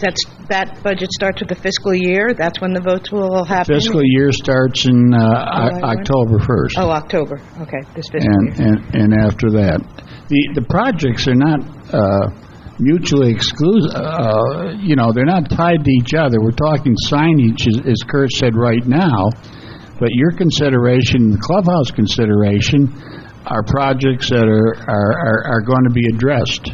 Okay. All right. The only question I keep getting from the people, remember I'm the talker, is when will that happen? Will there be some kind of a facility like a porta potty, or that could Not be necessarily. put there? And the big question is the safety in that parking lot. Is that also part of, or can that be addressed prior to next spring? Well, that's what you would bring. Somebody from that would be a representative of the Racket Club would bring those comments to us in May when we start the budget process. So if we need to spend whatever money to fix the parking lot or whatever, we need to know that up front so we can properly budget for things like that. Okay. So anything budgetary needs to be brought to you in May, and then you can discuss it. And okay, I'm learning your process. Yeah, we have It'll take a while. We have like a 4-month process. We start in May. We have to finish everything by I think mid-September, and new fiscal year starts 1st of October, and then the expenditure of those funds begins. Okay, and then you can prioritize what happens when throughout the rest of the year. Exactly.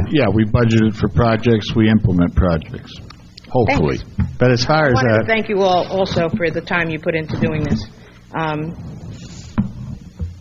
Good job. And everybody else who input. Thanks. Thank you. Any other comments? Michael Wright, I guess you're in charge of the sign program. Well, at this point in time, Valerie, you're here. Well, come on up.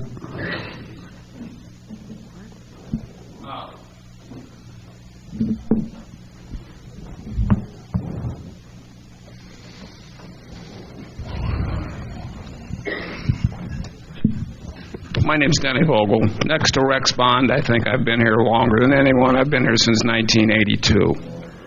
I've never seen such a positive attitude in our community and things that are going on and the sites that we're taking looking forward into the future. And I agree with Tom. We got to look to the future. I know some of this money has been budgeted from a previous term, But my feeling, along with a lot of other people, even though they might have not put their names in that box, if you listen at the clubhouse every day like I do, to spend $250,000 to $300,000 on a project in this nature for signage, when we got people that want bathrooms, we got people that want clubhouse facilities, would be a step backwards as far as I'm concerned. I think if you want to keep the positive attitude going, you better look at what you're doing as far as how you're going to spend the money on this project. Because I know if that $250,000 or $300,000 is spent on signs, the attitude that we've built up in the last 4 or 5 years is not going to be as positive as it is. Thank you. Well, again, I suggest that if you want to head a committee is to get some information together so that we can properly look at adding on to the clubhouse in the next fiscal year.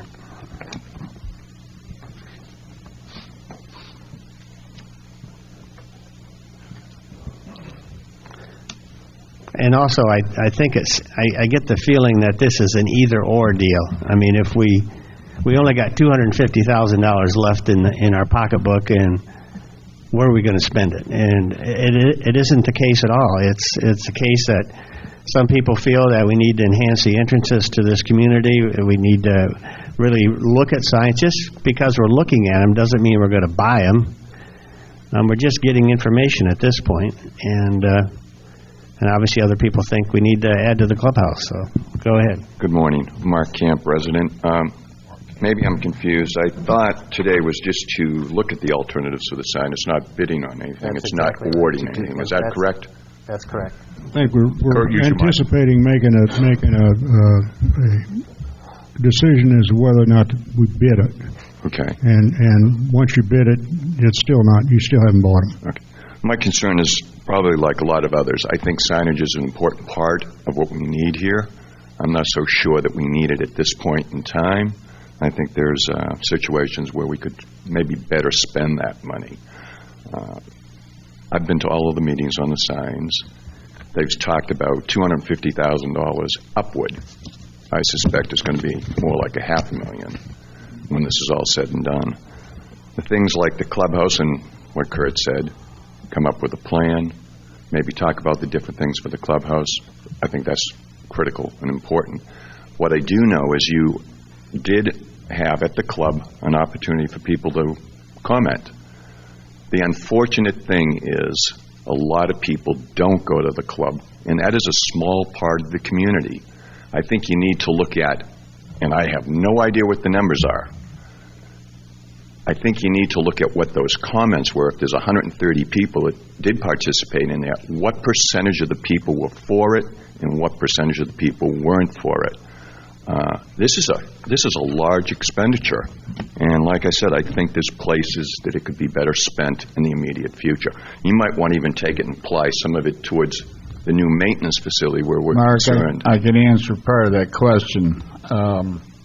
We had 33 voters that wanted new signs. Of those, 9 had no preference. 12 wanted the option 3, 7 wanted option 2, and 5 wanted option 1. 33 voters, again the same number, coincidentally, didn't want any new signs. Another 12 voters felt the proposed budget was too high. So that's your basic categories. Another 20 talked about the expansion of the clubhouse, and of course, as Kurt and we've all said, that's going to receive very serious consideration this spring.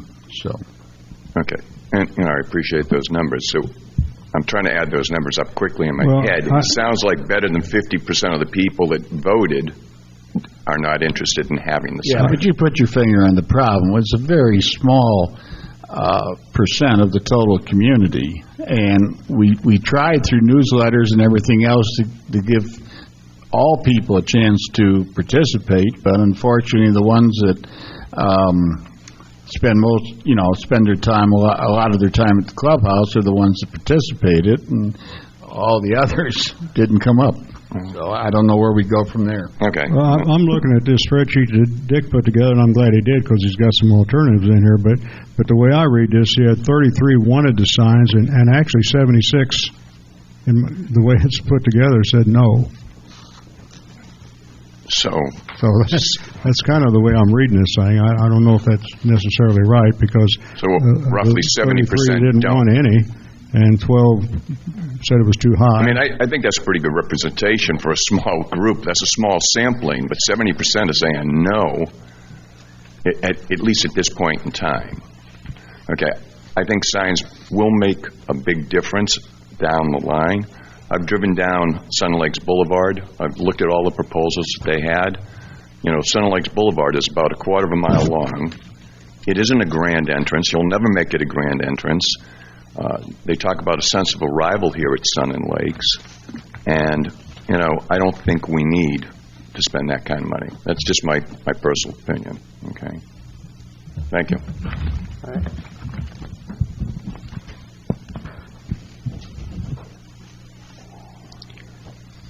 I want to say one thing about this clubhouse question that everybody keeps popping up, and that everybody needs to remember that clubhouse is a community building, and I don't think putting a member room in there is a politically correct thing to do. And I'll say that up front, right up front, and that's my opinion. Good morning. Bill Norcross, resident. I don't always agree with Rex Bond, or can I comment on some of his jokes? Pretty funny guy. But he is right as far as community involvement. And I'd like to see, I'm on the golf committee, and we've come up with various suggestions, and we've worked very hard with the two Daves over there. You don't seem to get a sub-level feedback. And I would like to see a signage committee, group guys, group of girls, and they report back to you, and they give you better information. The same thing with the tennis courts. I don't know if she's still here or not, but she's got a good backing of a fine group of people over there, and they offer suggestions.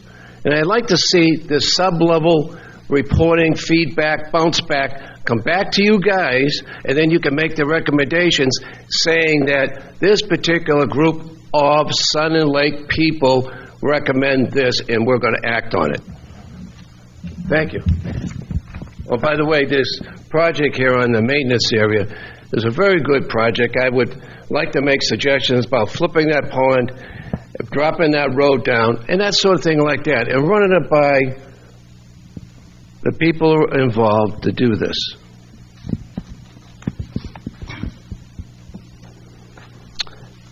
Any more public comment? Okay, Michael Wright. Ms. Grubb is here from Bell Signs, and she's here to get feedback from the board. If you remember, she presented three alternatives, and part of the idea was to come back in a couple of weeks and to say, we'd like A, B, C, and D, and then she'll develop a set of plans, or her company will develop a set of plans for both the signs and the landscaping, and take the project to bid for your consideration April, May. Okay. So that's kind of in your court at this point. All right, I think the best way to approach this, we have three options, and would be just to start with an option and try to get a feel where everybody's head is. And I guess I'd like to start with option 3 and find out if anybody has an interest in that particular design. Not me. No? It looks to me like that, especially on the big signs, is a high maintenance thing. And that's my only comment on option 3. Okay. So basically, nobody on the board has an interest in number 3, so we can go to number 2. And I've got a couple comments on number 2. Is any good realtor, any good builder or developer will tell you there's important things that you need to be successful in selling real estate or selling your property. And obviously, probably at the top of the list would be location, and you got to have that house in the right place if you want to get top dollar for it. And as you go down the list, and I would think first impressions would be the second, third, fourth on the list. And when I look at our current signs, I see a 40-year-old community. I see they're just dated. They don't give you a nice, warm feeling when you're driving down the road to say, oh, maybe I'll take a left turn here and go into that community and check it out. And I think that's where the signage would be helpful in attracting new residents into this community. So, and I personally believe that option number 2, design-wise, especially at night, gives the best representation of our community. But also the wayfinding signs that are in option 2, I think, are grossly overkill. So what I would propose is that we look at sign number 1, which would be the main entrance sign, would be option 2. Sign number 2, I think, which is a north entrance sign, would be option 2. Sign number 3, which would be in the first turnabout, would be option 2. And sign number 7, which is the clubhouse, would be option 2. And then all other signs would be option 1, which are cleaner looking, have more signage space, or I should say lettering space on the sign, and certainly maintenance-wise are cleaner looking and everything else. So that's kind of my feelings on the options right there. Kurt, what about sign number 13, which 2 blends with number 1 and 2? I don't know what 13 is. Well, take a quick glance at it. Is it Schumacher? I think Larry, it's in front of one of the buildings. Mr. White, could you get a little closer to the mic? I'm sorry. I think it's in front of one of the buildings, number 13. I can't remember where it's at. No, that's not the right one. I'm sorry.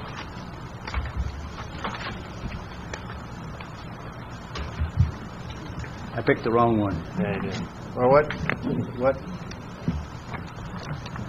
what's it in front of?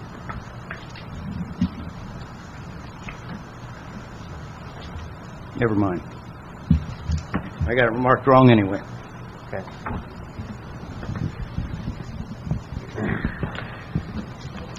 One, if I can make a comment on the thing, I do agree with Kurt. I like option number 2. I prefer the V sign up next to the highway on the number 1 sign. If you put the sign... Say that again. I prefer the V-shaped sign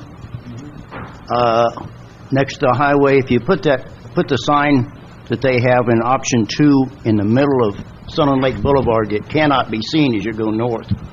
Where sitting over on the edge of what I'm going to call the hospital side, the V sign would show up a lot better there. One of the comments my wife made was the circle sign with arrows in them need to be a lot bolder and a lot bigger. They're hard to read as you come into them. Design or current? Huh? The current sign or the design sign? This is the both, I think. Okay. Both. You're meaning the font should be bolder, Yes. we discussed last time. Yes. Yeah. It was, and some of the signs you had a circle that went part way around. That needs to be bigger so it's quick and easy to read. the interior... Oh, go ahead. I was just going to say, before we start kind of critiquing every sign, why don't we kind of decide what path we're going to go down and just take every sign one at a time and everybody comment on that sign, and then we'll go on to the next one. Does that make any sense? Well, I can get paid by the hour. I think your approach is good. I think, but I think if we're gonna go sign by sign, it's gonna take a long time. Some of them would, and maybe we ought to do it at a wouldn't even different time. change. But Pardon? Well, if they're going to come back with a proposal or a price, I mean, they should need to know what the criteria would be. Right. Well, and then we also got to talk about golf course entrance signs as well.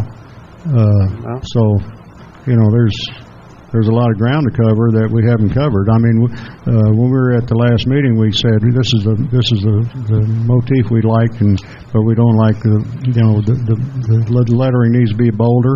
Actually, all the internal signs. Once you're inside Sun and Lake, you know you're in Sun and Lake. You don't need to take up all that Sun and Lake space with Sun and Lake. So, we fielded those comments from the last round. This round, we just need you to, at each sign, tell us whether you want option 1, 2, or 3. So the comments on the font, the size of the font, the size of the arrows, we fielded those comments. We've got all that ready. We just need to know what to do at each location, whether it's option 1, 2, or 3. Okay, well, let me ask you another question. Can this thing be bid a la carte? In other words, we need a little map, everything itemized as far as numbers that coincide with prices for all these signs, so that this board can come back and pick which ones they want to do and which ones they don't want to do. Is that possible? Can you bid it by sign instead of just a lump sum? Basically, is what he's asking. We need some unit prices. You've got to have unit costs. Well, they got to do a roll-up somehow. If you were going to go with option 2 on the entrance signs, then you would want to, in my opinion, I think you would want to stick with that flavor of that sign, and then a different directionals, if you like the directionals differently, which is what it sounded like. You liked option 2 on some of the main signs, and then option 1 on some of the directionals? My comment was the main signs, the entrance signs and the clubhouse sign, which to me are the main signs, would be priced as option 2. Okay. All other signs that you're proposing, except for there's a couple of them in there, like the golf course signage, you're offering 2 different designs, and then we'd have to pick which one we want there. But I think what Mr. Halbig's asking you is, for sign number 1, you would put a price for sign number 1, you'd put a price for sign number 2, not say those 4 signs are going to be whatever. So we can pick and choose or back off on an option based on we think it's too much money or whatever.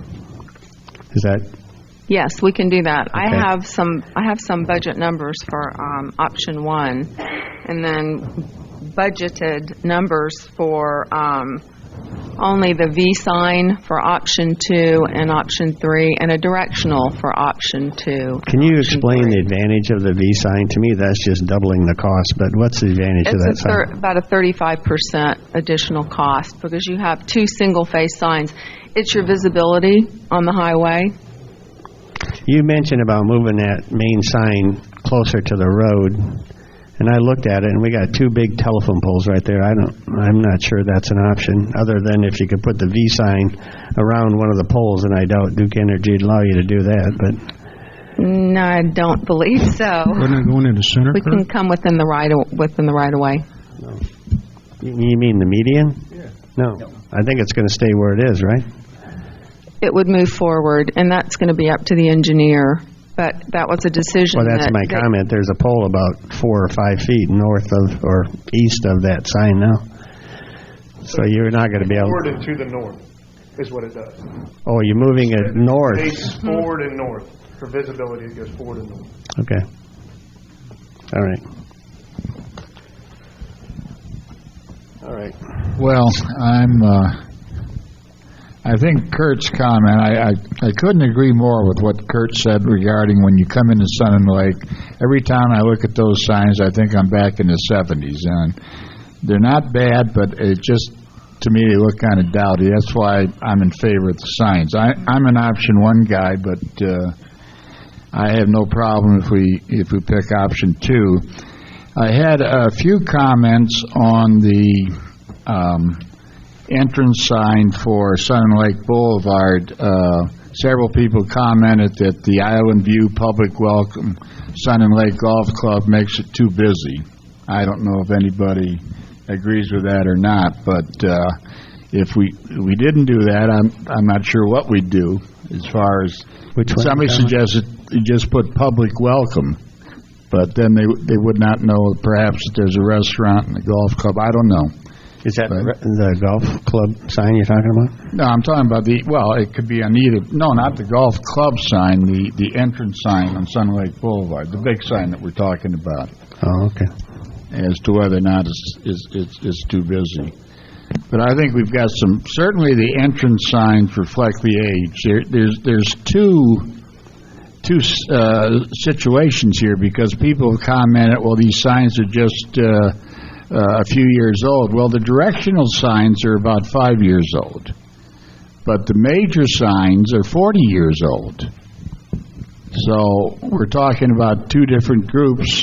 One is a wayfinding group, which we tried to put into place when Christy Wolf, our community services director, was here. And that was about, I guess, Mike, 5 years, approximately. But all the other signs, including the ones that are north and south of Sun Lake Boulevard, there by the golf course, these are all 40 years old. And they look 40 years old. So that's I guess where I'm coming from. Whether we have option 1 or option 2, I'll defer to whatever the majority of the board says. Richard, you got any comments? On 1 or 2 or 3 or whatever? Personally, I'd like to see some figures on the cost of option 1. Okay, well, that's what we're going to do right now. You know, okay. So because I know it's not going to be what we think it's going to be. Okay. What's been reported. Okay, so basically I think what we need from you at this point is on sign number 1, we need a price for option 1, option 2, and option 2 in the V configuration. Okay? Okay. And then I think on sign number 2 would be the same thing, option 1 and option 2.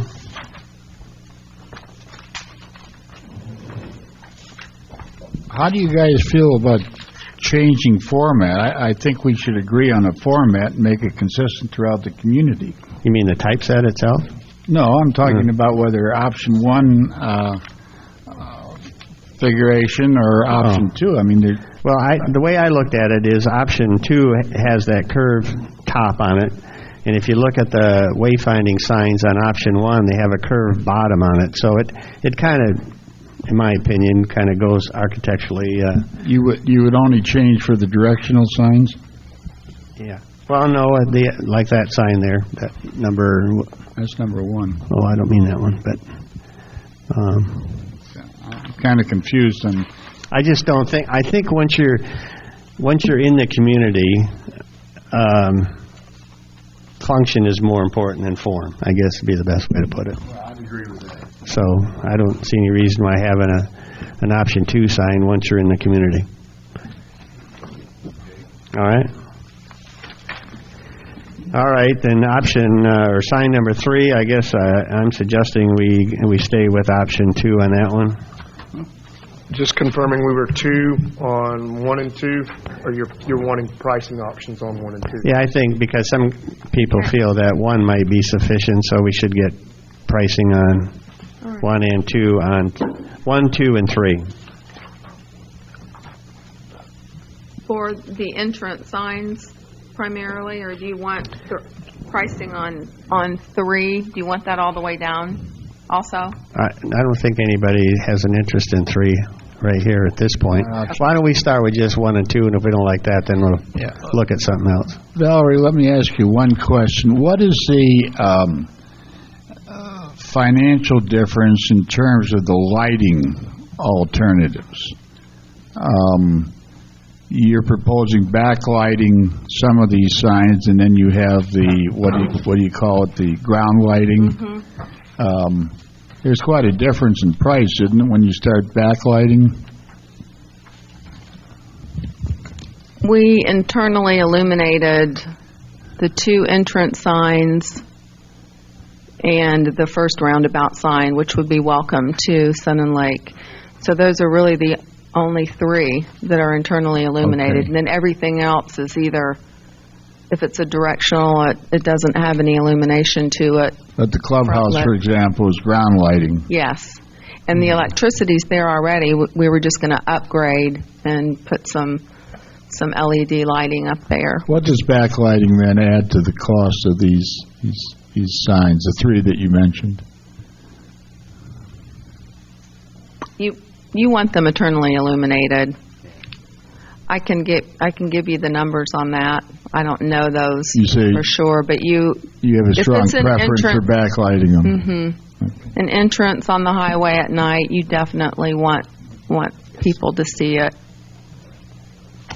And all the ground lighting incorporated with the landscape lighting in the scope and the landscape. So if it's ground lit and the trees are lit, then it's all in one system. So that'd be part of the landscaping bid. Right.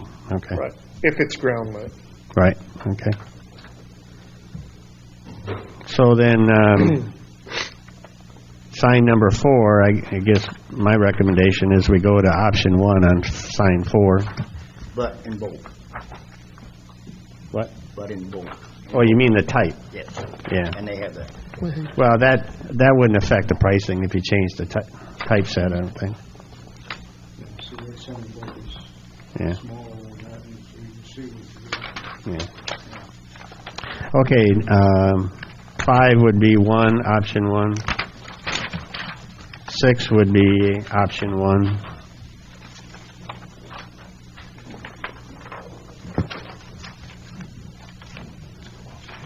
7 would be, is this the clubhouse? 7 would be number 2. But I noticed on number 2 you got the tile down there like number, is that a misprint? That was a misprint. Okay. I don't like the tile. Didn't we, the last meeting, talk about the fact that we didn't really need, once we're in Sun Lake, we don't really need that huge emphasis on the Sun Lake up the top? Yeah, we were going to reverse that and put the Sun and Lake on the bottom and the main 3 on top. If cost is a factor, we can eliminate Sun and Lake. Well, there you go. I mean, they're in the community. Yeah. Do you want to illuminate? Do you want to disregard that? Not right now, I don't think. Okay. He's talking 2 months. No. Okay, number 8 would be, that's the one at the Snack Shack right there. You got Pro Shop, but I think you mean Snack Shack, I think. So that would be 8 and 9 would be no changes, or would be 1, I guess. And then now we get to 10, which is there's a 10A and a 10B. My preference is the 10A myself, but...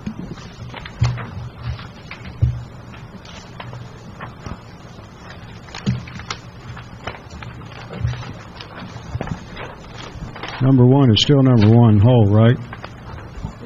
Yeah. Yeah. Well, Okay. we're not at that point yet, but when we get there. Yeah. Okay. Yeah, This is Deer Run right now. Okay. Yeah, well, I eat both of those. I like the A version better. Yes. Okay. So we'll do it. Much cleaner. We'll do 10A on that sign. Eliminate 10B. 11 would be option 1. 11 is the sign off to the side there. The 2 signs. 11 is as you're past the district office, the sign on the left and the right on Sun and Lake Boulevard. Well, maybe we agree with you, but I think we should get a price on it anyway, or put it in the contract. You can price it. You don't have They're gonna price it individually, so we'll To look change one of those guys, signs would be we're about not picking you up. $13,000. Your mic's on the table. Okay. Eliminate them. Okay. All right. What did you ask, Valerie? Valerie, when you talk about those 2 signs, you're still talking about cutting the sign on the north side down to the same size as in the south side, if we decide to buy that option. Yes. Right? Okay. Okay. So 11 and 12 would be option 1. 13. So basically, we're getting into now the 13, 14. They're basically the same till we get to 15. It's my recommendation we put the 15A sign on the number 3 tee box. But not change the layout of the course, right? Not there yet, but no. Are we getting there? Yeah, we're getting there. No. While we're there, and if you wanted to discuss that budget, if not moving the T and not factoring the concrete work at either location, leaving the T the way it's currently designed, but also still putting in the wall, it's an additional $7,000. Okay. To leave the layout of the course the way it is. Okay. Thank you. What? You mean on the whole 3? In other words, if 3 stays 3. If 3 stays 3, and we do the V path down the road, it's an additional $7,000 the way it's designed. Okay. If we leave the path the way it is and make 3-1, and then we can do a smaller sign and a lot less landscaping down the road, it's a savings of $7,000. Well, there's overwhelming sentiment to keep it as it is. Okay. Fair enough. So I just want to be clear. Kurt, are you suggesting that we have the linear sign there on 3, but still have the entrance up? Right. So that would Kurt, be it. Wouldn't that confuse people going to Turtle Run Golf Course then? Well, wouldn't they just turn right in there at 3? I mean, that would by far the most visible place for it. Yeah, unless well, you've got signs all the way along Columbus saying keep going. You'll still end up with a directional that says to hole 1 if you do that, right? At that location left of the that's what you need, right? Because they'll be turning right in there. I was going to suggest, like I talked to someone else, and they said put a hedge there so you don't cut in. Just put a hedge, hide the tee box so you don't even try to cut in there and say, well, we can do that down the road. If you want a big entranceway on a main road on Columbus, make number 10 number 1. You understand what I'm saying? Shorten it, make it number 1. Reverse the 9s. On Columbus down at the end. Option 17 is Where you go into Bonnie now. A little closer. We own 280 feet from the north edge of the second Bonnie connection north. Yeah, this is it. There is no platted lot. We own a 280-foot opening where where the shed is over the well? We own 280 feet right there. Okay. And that shed's in kind of the concrete path by the shed is right in the middle of that 280 feet. There's not much room north of that. North of that. In fact, there's a lot about where the back tees are on number 10 is about where the private property begins. In other words, if you take it out to the road from about the back tee on 10, that's about where the lots begin. And this is we own up to about that point. Okay, I think we're on sign 17 right now, I think. And I want to discuss the reasoning for having a dual cart path there other than creating a landscape area. entrance to your golf course. I know. Do you want it aesthetically? I know you want to sell more plants, but right. I don't know. To me, if you just use the cart path on the left is the original cart path. Is that right? Correct. Okay, so what's wrong with just leaving that there, landscaping that 17? Just landscaping that area, and then maybe putting a nice directional sign at the end where it tees into the. Are you saying at the end of that cart path where you're hitting the green and then it steers you to one, right to one? Well, you go right to one or left to 10, right. Put a nice sign right in there someplace. That'd be my suggestion. So basically, we're going to keep this path and then put the sign at the end of it. You know, maybe like at the end, like sign 18 or something similar to that, just a nice size sign that would be a nice be more than just a golf ball sign. Okay. Something like that.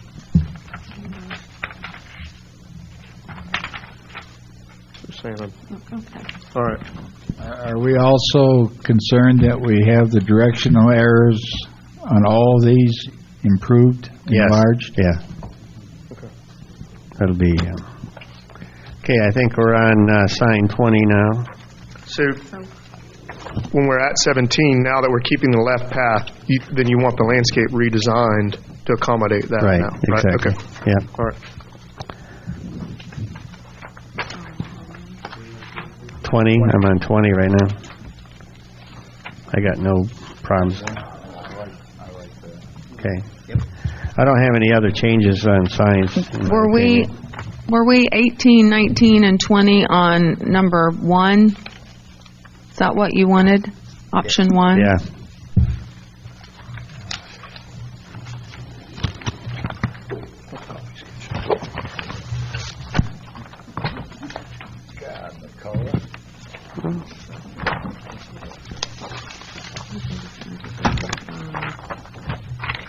And then 23. 23, I would keep that option 1 as well, because that's a back entrance for residents, and again, I don't think we need to sell our community at that point. Okay. So you would like something a lot smaller, or you just want that to be repainted? No, option 1 is an option. 23? Okay. Price option 1. Why would Okay. you use an option 2 for this sign? This is much better. 24 would be option 1. I'm not even Okay. bold that is. Well, yeah, It has to be consistent. But the font is, you can Font? change the 23 font. and option 1. Yes. All right, so on, what's the number of that sign? 20. 20. Mr. Miller would like you to quote option 1 and option 2 on 20. Okay. We shouldn't be saying quoting because we got to put this out for bid. Pricing. For one, remember what that was when we were here.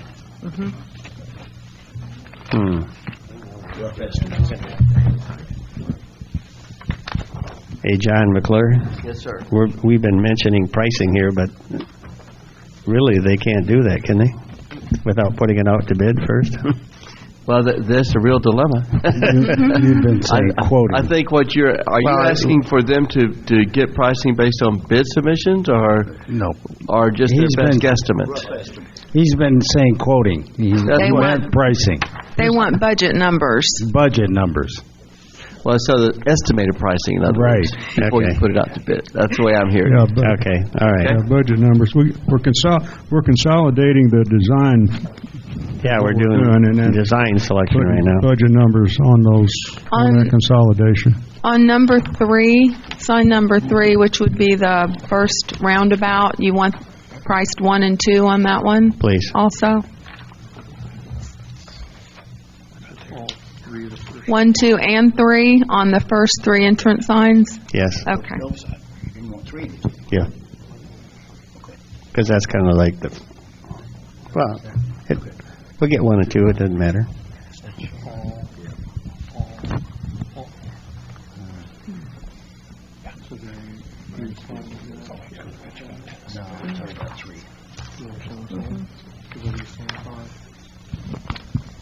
Do you want 5 priced all option 2 since it's matched 3?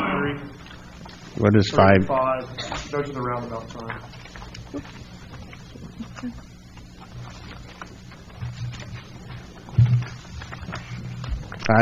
To me, you're already in the community. We're more information than design there. Again.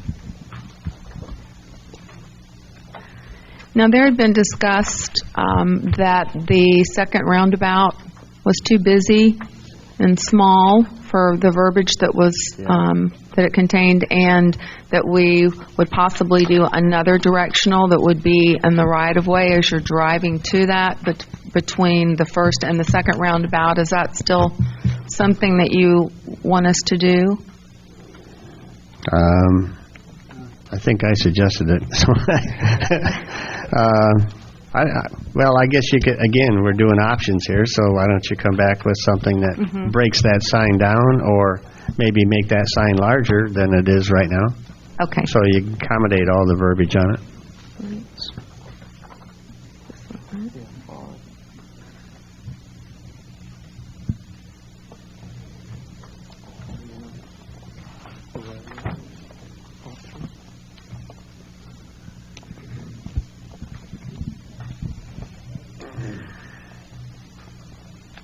Okay.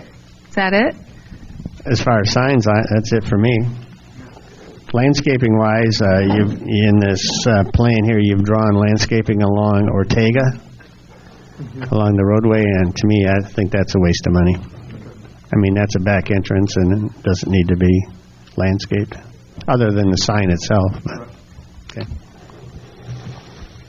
That's it? So don't produce a budget for... Estimated cost, please. Estimated cost. Yes. For Ortega right-of-way or Columbus right-of-way.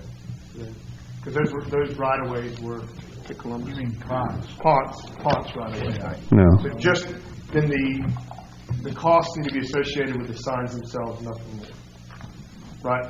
Yes. There's also an island, the first entry island into Center Lake Boulevard. Do you want that?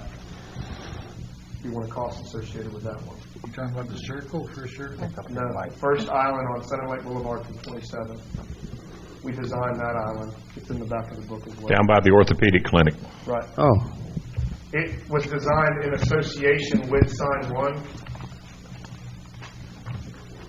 Yeah, go ahead and do an estimate on that. We can always take it out later. That island's old, tired. Yeah, it is. That page. Yeah. Down the median. Is that between 27 and the first roundabout, or is it between the first and second roundabout? It's down by 27. Okay. When you enter Center Lake Boulevard, it's dividing island from east to west. Okay, that's all right. Okay. Yeah. All righty. All righty. Well, then I guess we'll see you in a month. I guess.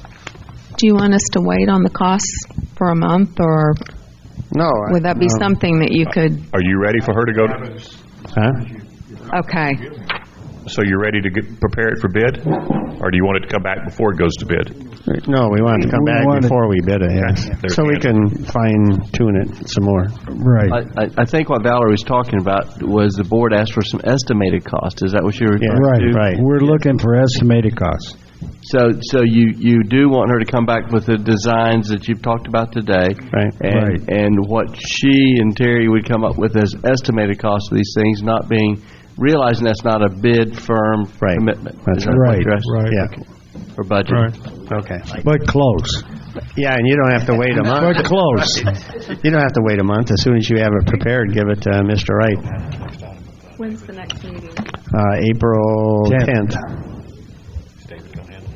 Mr. Wright, can we prepare these estimates with the idea that you will be completing all the demo Yeah, let's in-house? talk early next week, and we'll finalize that. Okay. Just give me a call at your convenience. Okay.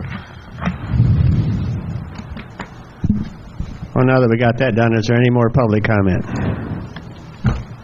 All righty.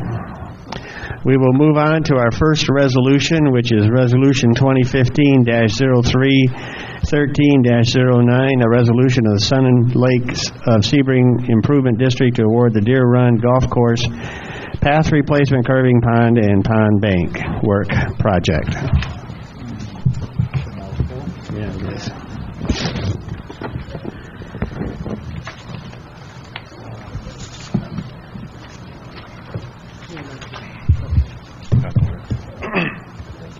Good morning. My name is David Bell, Golf Course Superintendent at Sun and Lake Golf Course. RFP 1503 was addressed to address 3 different issues on the golf course. 1 being cart path and curbing, 2 being the drainage issue we have alongside number 9 tee box during extreme weather conditions, and 3 being the pond bank on hole number 14.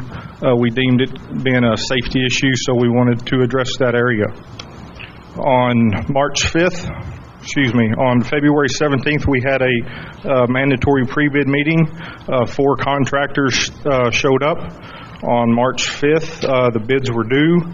3 companies responded back, being Harstein Golf Incorporated, JGCC Golf Incorporated, and Closed Construction. As part of this bid pack, whenever we were out during the pre-bid meeting, whenever we were addressing hole number 14, the contractors did question the riprap that we were presenting. They thought that there could be a better cost-efficient fix for the problem, so we did issue a alternate A. So as part of, once we receive the bids, staff does recommend awarding the contract to Harstein Golf, utilizing alternate A, which would make for the total contract price $288,917.70. Harstein Golf has estimated a bond cost of $10,000, which the district would pay the face amount of. The district has allocated a budget of $327,500 for the completion of this project. Included in this price was $5,000 for crushed shell that would be intended to be used in place by district staff. Therefore, we do recommend option one, Harstein Golf Incorporated be awarded the contract of RFP 1503 at the total of $288,917.70 plus the cost of the bond, and $5,000 be allocated to the purchase of the crushed shell. And three, the remaining amounts of the funds be allocated for contingency. The price overall did come in under budget, so that contingency price would be estimated around $2,300 or $23,000. Any board comments? It's a breath of fresh air to see an estimate come in, actual price come in lower than the estimate. I'll say that. Maybe for they're one getting thing. smarter. So I'm all for it. I think it's needed. I think option A works. It's not exactly what. Okay, I'm sorry. But as long as we get assurance, and I don't think anybody's going to give us any assurance that erosion problem is going to completely stop. But that seems to me like a good thing to do. Let me ask a question. In the body of the resolution, it says that the general manager is directed to negotiate and execute a contract with Heartline Golf Construction. Do we have to modify the resolution if the board needs to look at that contract before it's signed, John? Yes. In my opinion, I think the board needs to look at the contract, any contract that's for this amount of money prior to. The only thing I believe we've asked for that in the past. No. Here's the difference. The board president signs anything over $100,000. Only thing I would suggest is if you wait till the next meeting to award the contract. When did you anticipate this to begin? To begin, I believe May 4th. Okay, May 4th. So you do have time, do you think? How much mobilization time does the contractor need? We allowed a week of mobilization, so it'll be that last week of April. They would mobilize and begin the first Monday in May. You can either bring it back for the entire board, or you can delegate the review to the president.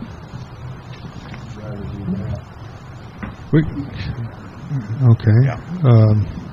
Can't we delegate that, David? I would say so. Yeah, I think we can. But if somebody needs to look at it. Yeah. We'll have Kurt look at it. All right, so you want to change the words general manager to board president in line 3? That works for me. At this point, gentlemen, we do not yet have a motion. So if the motion would be to adopt this with the words board president substituted for general manager, that would be just fine. I'll make that motion. I'll second.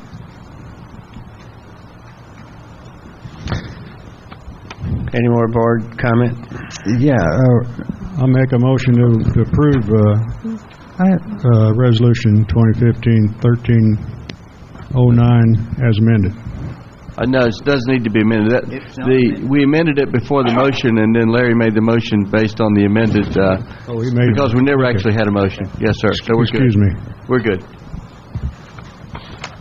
Mr. Hallert? So we're going with the option of changing the cart path on that hole around the back side of that green?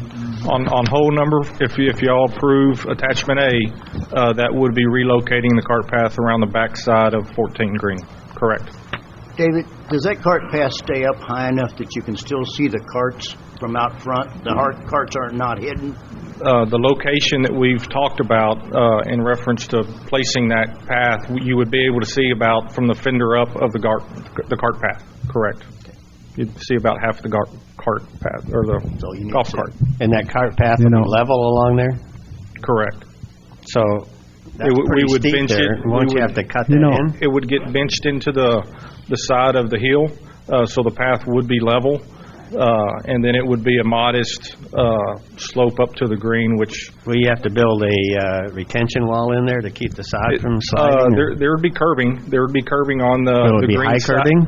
Or is it you're only going to have to cut it in 4 inches, or that's it? It would be comparable to how, like the Turtle Run project that we did, whenever we benched the curbing into the sides of the tee boxes, it would essentially be that same way.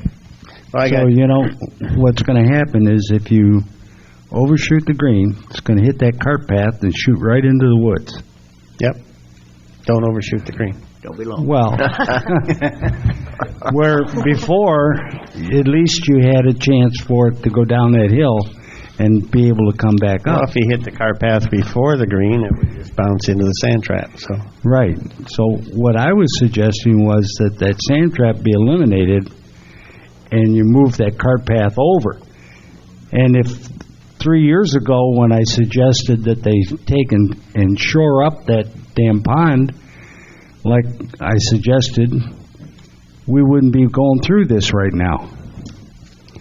We could have had that taken care of 3 years ago. But oh no, we just kept letting it deteriorate. So I think going around the backside of that green is a wrong move. People are going to overshoot that green, or it's going to roll over and go onto the cart path, and then it's going to roll down. If you hit a shot over that green, you can't find it anyway right now. I mean, yes, you can. And Come on. I just did that yesterday. I found my ball. I'm talking about flying the ball in there. If you trickle it over, a good shot's wasted, and that happens. That happens all over the golf course. It's not the perfect place for it, but there's no perfect place for cart path on that hole necessarily because it's on a hill. So, 2 things I'd like to add to the project, even though it doesn't have anything to do with this resolution, is as we're doing that, I would like to see some bridge repair work done on the bridge between 5 and 6. If we're going to have the course closed down, it'd be a perfect time to repair that surface. And I have no idea what that cost would be, and secondly is between the pond on 14 again, between the pond and the sand traps in the front there, we should plan on putting some kind of vegetation in there or whatever to keep people from driving through there anyway and creating this unsafe situation anyway. So I would like to see both those added to this project. Couldn't we use some savings from the bid? Correct. If y'all allocate the remaining amount to contingency, we can utilize those funds to do various things. I did look at some numbers on redecking the bridge from 5 to 6. That bridge is approximately 135 feet long, and to completely replace the decking on that bridge would approximately $10,000, and that would be utilizing district staff and doing that in-house.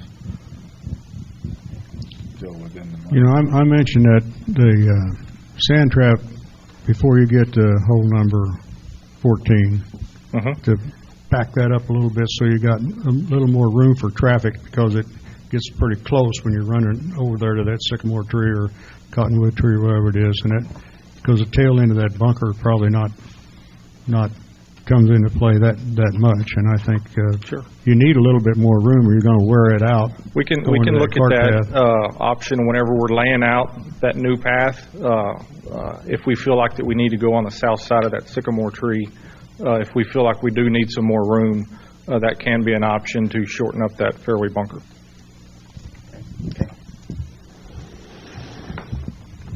Any public comment? Back to the board. Call the roll. Supervisor Miller? Yes. Supervisor Halbig? Yes. Supervisor White? Yes. Supervisor Hulbert?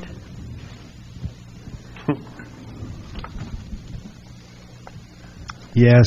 President McCullough? Yes. Next on the list, Resolution 2015-03/13-08, a resolution to Center Lake of Sebring Improvement District to award the tennis court resurfacing RFP number 1502 to Excavation Point, and to approve Budget Amendment 2015-2 to fund the project. I need a motion to approve. I'll make that motion. We got the same situation here, I think. Second. The resolution. Second. I'll second that. Thank you. Oh, second. Okay, now you can go. All right, I'm sorry. We got the same situation on the general manager negotiating the contract. Okay, John? Yes, sir, you change it the same way. Okay.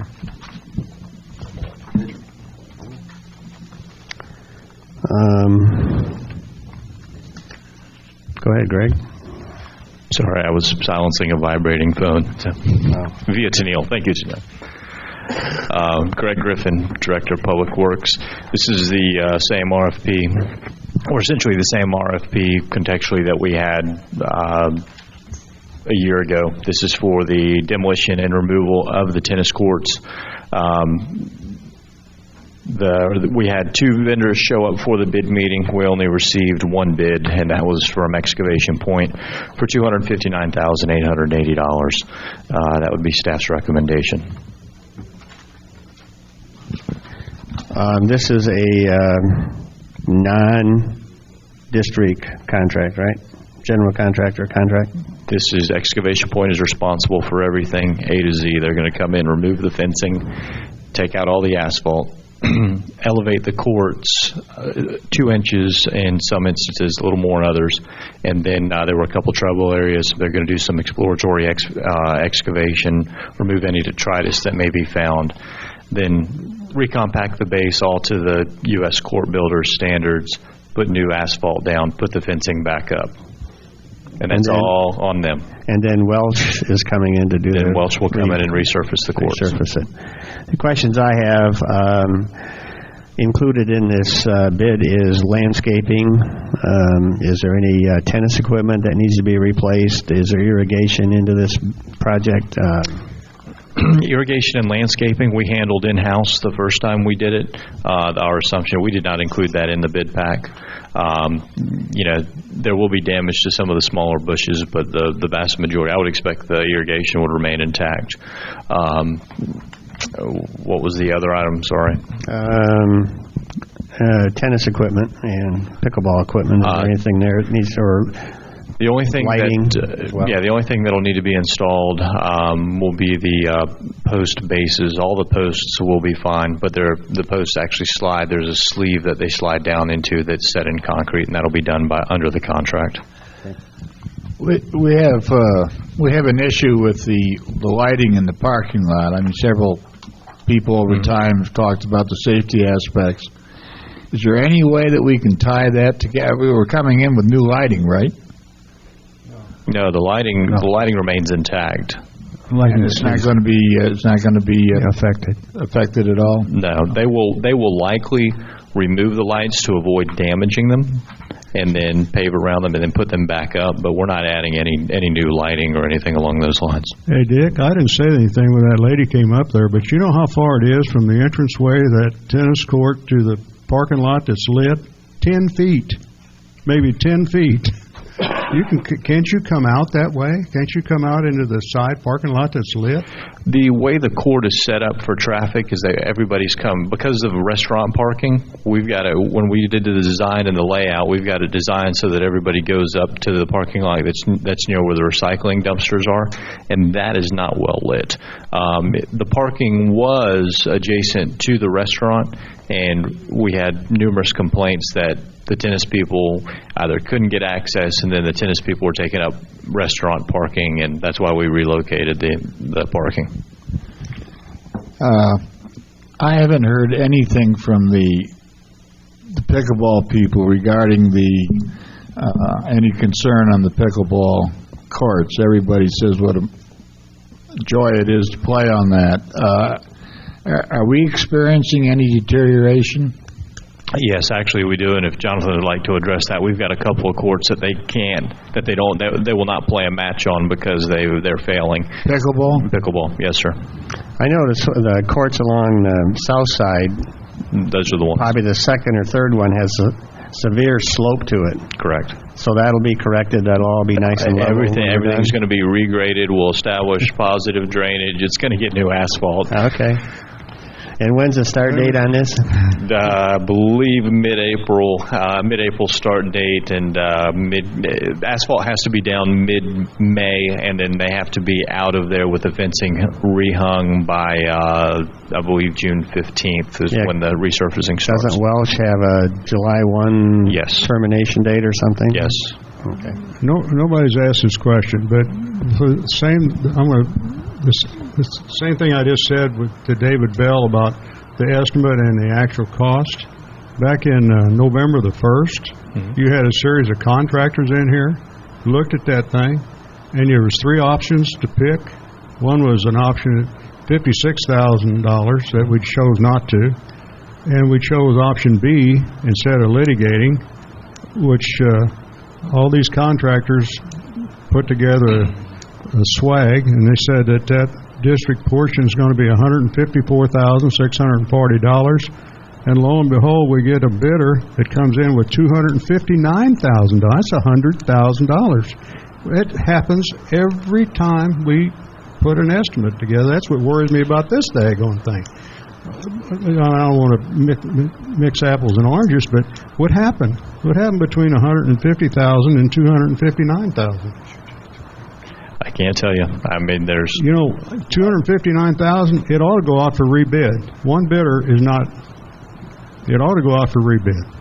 It's the board's pleasure. We do have a window for resurfacing. Because we got one guy responded to it that comes in $100,000 higher than what everybody thought it was going to be, and we're going to just sit here and agree to it. I don't agree with that. Well, the other thing, Greg, is when we had the original contract with Welsh, we had a clause in there that called for due diligence, which I thought was adequate.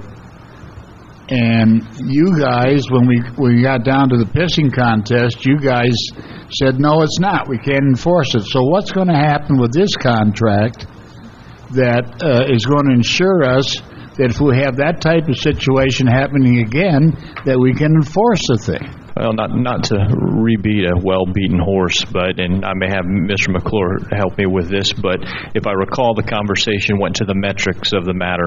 We were confident that we could win on as a matter of principle. However, because the court had already reached the majority of its age, the reality is that they wouldn't award us 100% of the total cost of replacing those courts. Thus, by the time you factor in court costs and everything that goes along with it, this was deemed to be a cheaper alternative. Mr. McClure, do you have any alternative? I'd say let's keep the response to the question, and the question is, what guarantees do we have that this contract will be enforceable better than the other one? And the answer is this. As Mr. Griffin alluded, the difficulty with the prior one, and I think the board president characterized it very well when he said we tried to put lipstick on a pig. That's exactly what was going on. The courts have been there for 40-plus years, deteriorated, and we couldn't expect it to be a perfect underlayment into the future. This is a revision of the underlayment, so we're starting from square one. There's nothing we're building on. There's nothing we're adding to. This is a square one contract that is easily measurable in terms of performance. It's not just a coating.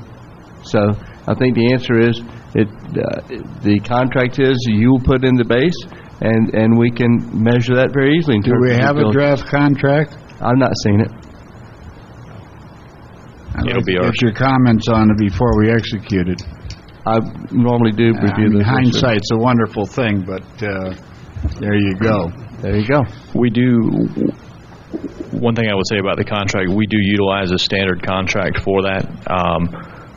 with this, if the option's to bring it back to the next board meeting, that's going to create a challenge because work needs to start on this by mid-April. I think April 15th is the go day to meet the deadline for Welch Tennis on the resurfacing side. I would point this out. I apologize for interrupting, but because we only received one bid, we do have the option to directly negotiate with that bidder. In other words, we don't have to just say, okay, we'll just take this bid and we're done. Now, I'm not saying there would be any concession on the bidder's part, but I am saying that we do have, because there's only one bid submitted, we do have the opportunity to directly negotiate with that bidder regarding the terms and conditions of the bid. When was this bid received? At the 11th hour, or did it come in early, or was it right at the deadline? This bid was received on Tuesday. I don't know what time it came in. I think it was in Tuesday morning. They were due at 2 o'clock. March the 3rd. I know from our resolution perspective, preparation perspective, it was just very shortly before the bid package was due. Yeah, it was. I thought it was Thursday. No, the bid was due. Golf bids were Thursday. This bid was due on Tuesday. It was delivered Tuesday. Allison received it. Was it in the morning, midday? Do you know what time of day it was? So it was the last day that the bid was due in. Well, that's everybody delivers bids on the day that the bid is due. That's not unusual. That's customary. Okay. Was Excavation Point one of the experts that you had looking at this thing before when you guys put together these $150,000 figures? In terms of one of the experts, they were one of the folks that we had come and look at the asphalt. In terms of the figures for repair, some of those figures, yes, were generated with numbers that they used, but they were referenced largely. It's a completely different scope of work. So to try to compare apples to apples, it's an apples to oranges comparison. There's proposals from contractors that have a solid track record of performing projects within the district. Mm-hmm. That's what was said. Okay. I think we need to work on them a little bit and see if we can't get it down to a better number. I don't know. When is the next board meeting? $59,000. It's going to cost $150,000. And when are we looking at needing? They've got to start by April 15th to have any hope of getting it done. So here's just analyzing this the way I see it anyway. If we're going to make this thing work in a timely fashion and the board does wish to rebid the project, then I think you need to authorize that now. If we're waiting on negotiating with this bidder, of course, we don't know that they would still honor the bid for that matter. There's no requirement they do that. And we don't know if they'll negotiate anything down. So we're kind of in a tight spot, as you can see. Not really. The tight spot's on the people that play pickleball, as far as I'm concerned. You know, that's the way it works. I just don't feel comfortable with one bid on something that's supposed to cost $150,000, and we get a bid at $260,000. Yeah, but the 150 didn't include new asphalt, did it? Sure did. Oh. All right. Okay. Well, wait a minute. If I remember right, the 150 was asphalt only, wasn't it? Yeah, there were numerous components to that project. Right. I mean, we're talking new base, new everything. Yeah, correct. It's option B. I'll just read it. Just maybe I didn't read it. The district subcontracts or removal of fencing at the district's expense. Correct. The district subcontracts the removal of old asphalt at the district's expense. Okay. Wells Tennis resurfaces. Okay. All right. That's the difference in your $100,000. That's the difference. Okay. Wasn't apples to apples. Okay. Any more board comment? No. Okay. Public comment? Back to the board. Call the roll. Oh, sorry. This one, we did slip in the move approval before we talked about the board president issue, so we do need the amendment on this one. Sorry. So we need to change out general manager to board president, and then you can vote on the amendment, then the contract. resolution. All righty, I need a motion to amend. Motion to amend. Second. Okay. Good enough? Back to the public. Public comment? Back to the board. Call the roll. Supervisor Halbig? Yes. Supervisor White? Yes. Supervisor Hulbert? Yes. Supervisor Miller? Yes. President McCullough? Yes. Motion as amended now, sir. Next on the list is resolution. What? I said now we need to vote on the resolution as amended. Okay. Need a call the roll. No, you need public. Oh, come on. I thought I did that already. No, sir, we did that on the amendment. All righty, public comment. Same result, but That's okay. okay. I'm new at this game, so you just kind of lead me around like a dog. That's no problem. It gets confusing. Okay. So we're back to the board. Call the roll. Supervisor White? Yes. Supervisor Hulbert? Yes. Supervisor Miller? Yes. Supervisor Halbig? Yes. Yes. President McCullough? All right. Next, Resolution 2015-0313-07, a resolution of the Sun and Lake of Sebring I got home improvement, my background. The Sebring Improvement District to approve the sale of the property located at 4327 Capri Street to the highest bidder. And before we approve our move to approve this motion, sir, I would move this that we add a paragraph 3 under the resolution paragraph that says that the board president is authorized to execute a deed of conveyance and all associated closing documents to effectuate this resolution. And then renumber 3 as 4. That way, there's no question that you're authorized to sign the deed if the board approves the resolution. Okay. So I need a motion to approve. As discussed. As discussed. Yes, sir. So moved. Second. Board comment. Public comment. Back to the board. Call the roll. Well, Easy. Slow down. new owner is not here? I guess not. No. Okay. I have a question, though. Okay. What was owed to the district on this piece of property? $5,000-$6,000, Tanya? $5,000 to $6,000? In that range, yes, sir. Was there any outstanding debt to the county that you know of? Could have been some ad valorem taxes. Yeah. It'll be several $100s, I'm sure. It's less than our assessment. Less than your assessment? Than the board's assessment, yes, sir.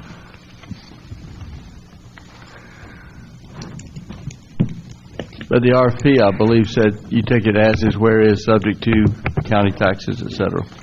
Yeah, I understand that. Okay. I'm just thinking that that's an awful low bid, and I think maybe we ought to send it out again for rebid. I would encourage you to visit the property. I have. And when we acquired it, I was chastised by the board because I didn't think we'd get much money for it. Because even when you renovate it and sell it, you're still not going to have more than a $40,000 or $50,000 property at best, and you're going to spend $25,000 or $30,000 worth of renovation on that property. It's not one of our better ones, but it cleans up a neighborhood eyesore, and it gets rid of a code enforcement problem. I agree, but I still think we could have gotten at least half of our money. We did advertise it for 3 weeks, three separate times. I still think we could have got a lot more than that out of it. I don't think it's worth our time myself. The only other comment I would make, too, is I can tell you the district has a very, very negative reputation within the community because we have the bonds and everything. They don't really look at the big picture of, well, there is a deal here, there is a deal there. They're just scared to come in here because of bonds. That's the truth. It's your pleasure. I say let it go. You know, even if we get twice as much, it's still a lot of spinning our wheels getting there. Yeah, at least it gets back on the books in decent shape. Well, You open it to the public yet, sir? I'm going to right now because I went there too fast the first time. Public comment. Back to the board. Call the roll. Supervisor Hulbert. Yes. Supervisor Miller. Yes. Supervisor Halbeck. Yes. Supervisor White. Yes. President McCullough. Yes. Next on the list. Tanya, you might want to go to the podium. Resolution number 2015-0313-10, a resolution of Sun and Lake of Sebring Improvement District approving to the general manager contract with Tanya Kennedy effective October 1, 2015. Any board comment? Oh, I need a motion to approve. I'm sorry. Motion to approve. Second. Any board comment? Okay. Any public comment? Back to the board. You want to make a comment? I do. Okay. I want to thank the board for giving me this opportunity. I look forward to, serving you, but the residents of the community and, of course, the employees of the district. But I just want to say thank you for the opportunity, and I appreciate it. I think you deserve it. Thank you. Well deserved. I think we're back to the board, so call the roll. Well, no, I got a comment. I got a comment. Okay. Now, Mike, this date of this, the date that she would take over as general manager is the 1st of October. And your contract is due basically at the same time. Would you, I'm going to have to ask you, I don't want to do it in a public meeting, but would you consider work out a consulting retainer agreement to serve out your term and to work as needed? Somehow, could that would give Tanya a little more time to build her team. It would let her instill her management philosophy a little earlier, and she has to put together a budget and develop her own budget that she's going to be responsible for next year. Is there any possible way that maybe the board president could work with you? And that would help you, by the way, too, transitioning into your full-time retirement, because it's a pretty good way of doing it, really. I work at the pleasure of the board, and if you want me to leave early, all you got to do is ask. Well, I don't want to... Well, first of all, Mike and I have had that conversation already, and I did propose a consulting arrangement, and he declined. He didn't feel my proposal was adequate, I guess, so we've already been down that road with him. Well, a consulting arrangement would mean that you wouldn't have to be at work every day, for one thing. It would help you transition into the job a little easier. Is there any chance of that? Not based on what Mr. McCullough and I talked about. And I don't know what that conversation was. I don't know what. I can share that with you. Was that conversation part of you have to be here every day? Or no. In fact, he had to be the consulting. If I can remember, he would be responsible for 8 hours of work per month, and we would pay him a consulting fee if we needed his services over and above that. How much a month? 8 hours a month. 80 hours a month? 8.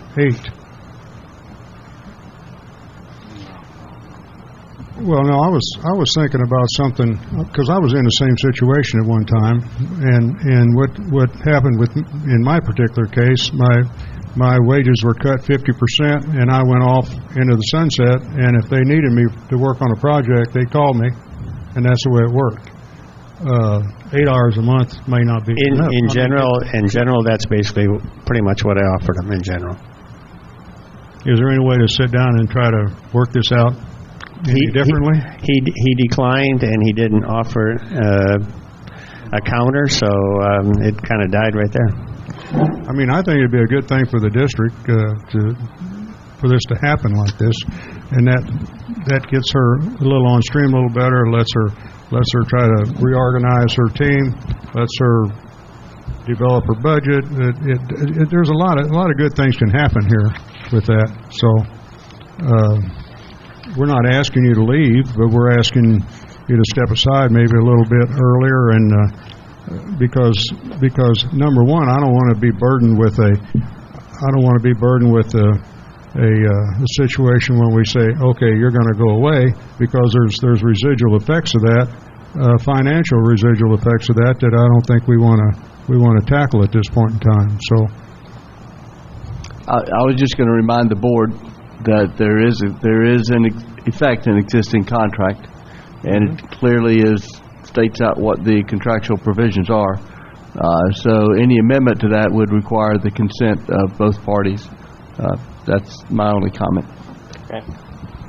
On the other hand, if we can't work something out, then I'm assuming, Mike, that you'll be at the office given hours and fully fulfill the manager requirements? As stipulated in my contract, yes, I do. All right, I think we're at call roll. Kurt. Oh. Okay, go ahead. I have an alternative. All right. And I'd like to talk to you about it before the only way you can talk is right here, though. Let's make that clear. The only way you can talk to him about it is right here.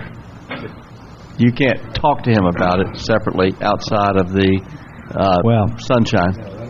Well, when the alternative would be that he's there every day working. Right. But basically, where I came from, the new manager stepped in 2 months ahead of time or 3 months ahead of time, and the old manager sat in an office off to the side, and whenever the new manager needed some information or updating or assistance, the old manager was there to help out.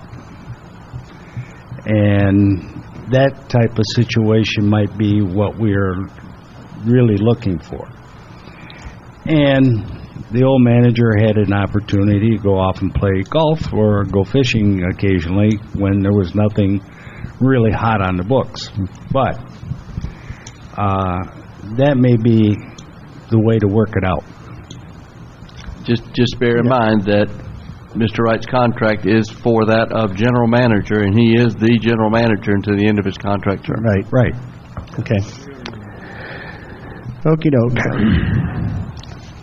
Any more?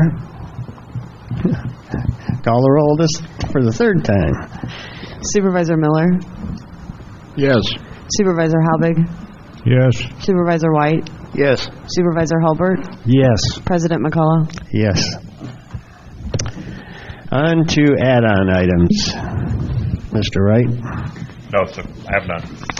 Petitions and communications, Mr. Wright? No, sir. Staff reports. Mr. Wright? I think, Tennille, why don't you give an update on, Ms. Smith's going to give you an update on where we stand with Easter, which is an event that occurs prior to the next board meeting. Tennille Drury-Smith, Community Services Director. As you all know, we have our annual Easter event coming up April 4th, and we will be doing the Dash and Die color run portion of the event as we did last year and was a great success. We look to be on track with the same amount of runners as last year, and hopefully the same amount of attendees as we have had in the past couple of years, which was over 1,000 the past 2 years. So far, we've had enormous success in getting sponsors for this event.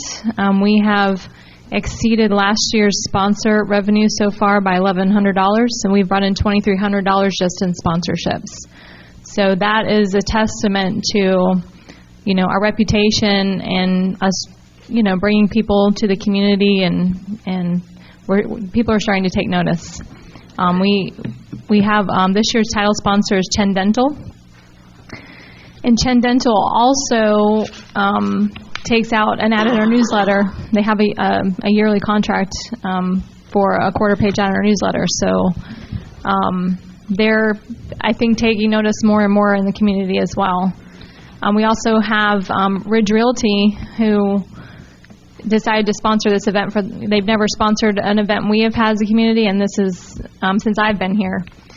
They've also taken on sponsorship. So to that comment, both of those sponsors are also major sponsors of our GPS program as well on the golf cart. So they're really putting a lot of their promotional efforts into this community. Yes, I believe Heartline Insurance is someone also, and she is also signed up to be a sponsor for this event as well. So we look forward to, we've made a couple of tweaks to hopefully minimize the overlap of runners and festival participants like we had last year. Of course, last year was an overwhelming response for us. So we try to tweak and make things as flow as smoothly as possible as well. Another thing we're planning already, it's hard to believe. One more thing before you go on. Did you advertise this through Facebook again like you did last year? Is that how you promoted it? Okay, yes, thank you. And we'll also be advertising in the newspapers as well. Okay. Another thing that we're working on already is summer camp. So that information will be coming out within the next couple of weeks after we get done Dash and Die. And of course, we're already planning Independence Day celebration as well. So we're busy. Good. That's it. Well, I thought we were going to get a monthly update each month from our departments. We have one from Tennille. How about Public Works?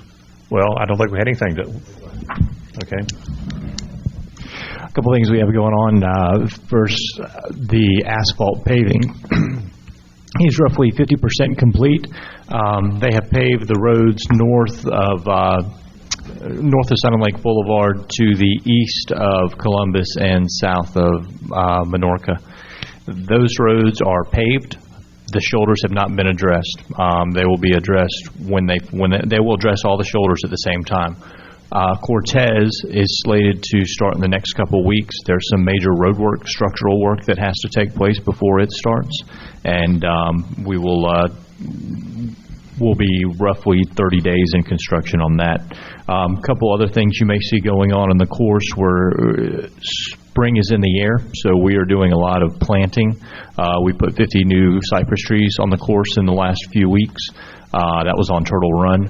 On Deer Run, you're going to see another 40 rather large oak trees in terms of relative size to what we can buy. Go in the next couple weeks. I'll actually start on Tuesday of next week. You also see injections start on our pine trees that are suffering from pine borers and southern pine beetles. Also had the fortunate opportunity to... Are those the ties around the trees? That's what they are. Yeah, the flags designate different things. I taught the girls how to identify different problems with the trees, whether it's a fungal issue, whether it's an actual pest infestation, or whether it's just a nutrient issue. So we address all those issues, and we actually inoculate them accordingly. Beyond that, we're doing the normal spraying. And is the drainage project for this complex totally finished? There are a few things to tidy up with Cobb, and it's a matter of them making a final payment, and we're bending their arm to get that done. Final payment to a vendor. But as far as the work itself? Yes, largely. Well, how about the north entrance?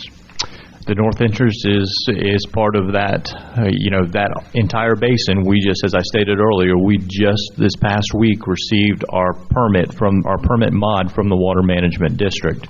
Once we make a decision as to what we're going to do on the maintenance yard, we will move forward with it. The hope was, because of the relocation of dirt and the amount of dirt we're going to be required to elevate that site, that we would utilize the dirt that we would move in the drainage portion of the project, plus the dirt that was excavated out of the Miranda Homes area when we did the pond in Phase 1 and used that to mitigate some of the costs in raising the existing site. Well, it's been so long since we started on this road. Do we have contracts in place, or do we have to go through a bidding process? That's the conversation that we're working towards. Is we haven't bid it. We can't bid it until we receive the permit. We received the permit last week. So you're preparing a new budget estimate? No, the budget estimate is the same. The only thing that would change that budget estimate is the only variable is what's done with the maintenance yard. Everything else is budgeted and in place. The preparation of those bid documents, and this is going to be a very large bid pack, will take some time. We're going to bring back to you the drawings for the building, but as soon as you guys say go, it's going to take us 60 days to prep just the bid documents. You're not concerned that costs have escalated since we started this? Again, costs are variable. That's why I quit guaranteeing prices. Anytime you guys want a number, I say put it to bid. If we like it, we'll take it. If we don't, reaction. I'm asking for an opinion. We've actually seen fuel prices go down, but what we have seen an uptick in is the availability of our contractors. People are getting very busy. It's a sign that the construction environment, that climate, is changing, actually quite rapidly. So, I guess what I'm saying is we could be reasonably comfortable that what's in budgeted we're okay with. I'm never comfortable with budgets anymore. I'm not. It's a fair question. It's been it's been almost 2 years, right? Our expectation is that the numbers we budgeted at the time were sufficient. I can't. If diesel fuel goes to $5 a gallon next month, I'm not going to guarantee anything. I'm sorry. I'm not going to put myself back in that corner. Okay. Greg, back to the new paving.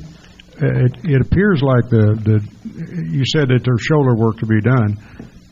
It doesn't appear like when they paved that they follow the original contour of the road, because the paving on the edges is so high. That's going to take one hell of a lot of shoulder work. Oh, you're absolutely right. And what we're working with the contractor through is we actually allowed for 3 inches of shoulder work in some areas, and that was contractually what they're obligated to do. There are some areas where there are 6 inches, and it's not that they did a poor job paving, it's that the corners had failed that badly. Those roads were in pretty poor condition. So if you check your cross slopes, those roads are built right. We've just had some, the soils have washed down into the middle of the ditches, especially at those corners, so they need to be built back up, brought back up, and then sod needs to be placed on top of them. Yeah, because some of the exit areas out of the Turtle Run Golf Course, you can't even you'll get hung up trying to hop it. Absolutely. Break an axle trying to take a run at it, so that's the only reason I brought it up. Yeah, we are aware of it, and we're working actively with the contractor to address it. Is there an expiration date on that permit? On what permit? The water management permits, depending on their scope of work, typically run 3 to 5 years. I had a resident ask me about paving Columbus. Is that in next year's proposal? The paving of Columbus, based on I haven't looked at the list, but I would say based on its current condition, it's not in the foreseeable future. Columbus is in very good condition. I thought it was one to be considered. I thought it was Columbus and Cortez, and we decided Cortez was in poor condition. I'd have to go back. Okay, part of Columbus, basically from about Minorca west, I think was probably going to be in next year's. Okay, thank you. You're talking about paving, somebody needs to get after the county to fix that hump in the road from coming off Shoemaker onto Ortega. There's a big hole there. Big hole there, and it's. Is it on the Schumacher side of the road? It's on Schumacher side, yeah. Okay, I'll send a text to the county right now. They're not there. Does the golf have any reports? Nothing. Okay. Code enforcement, I guess, is next then.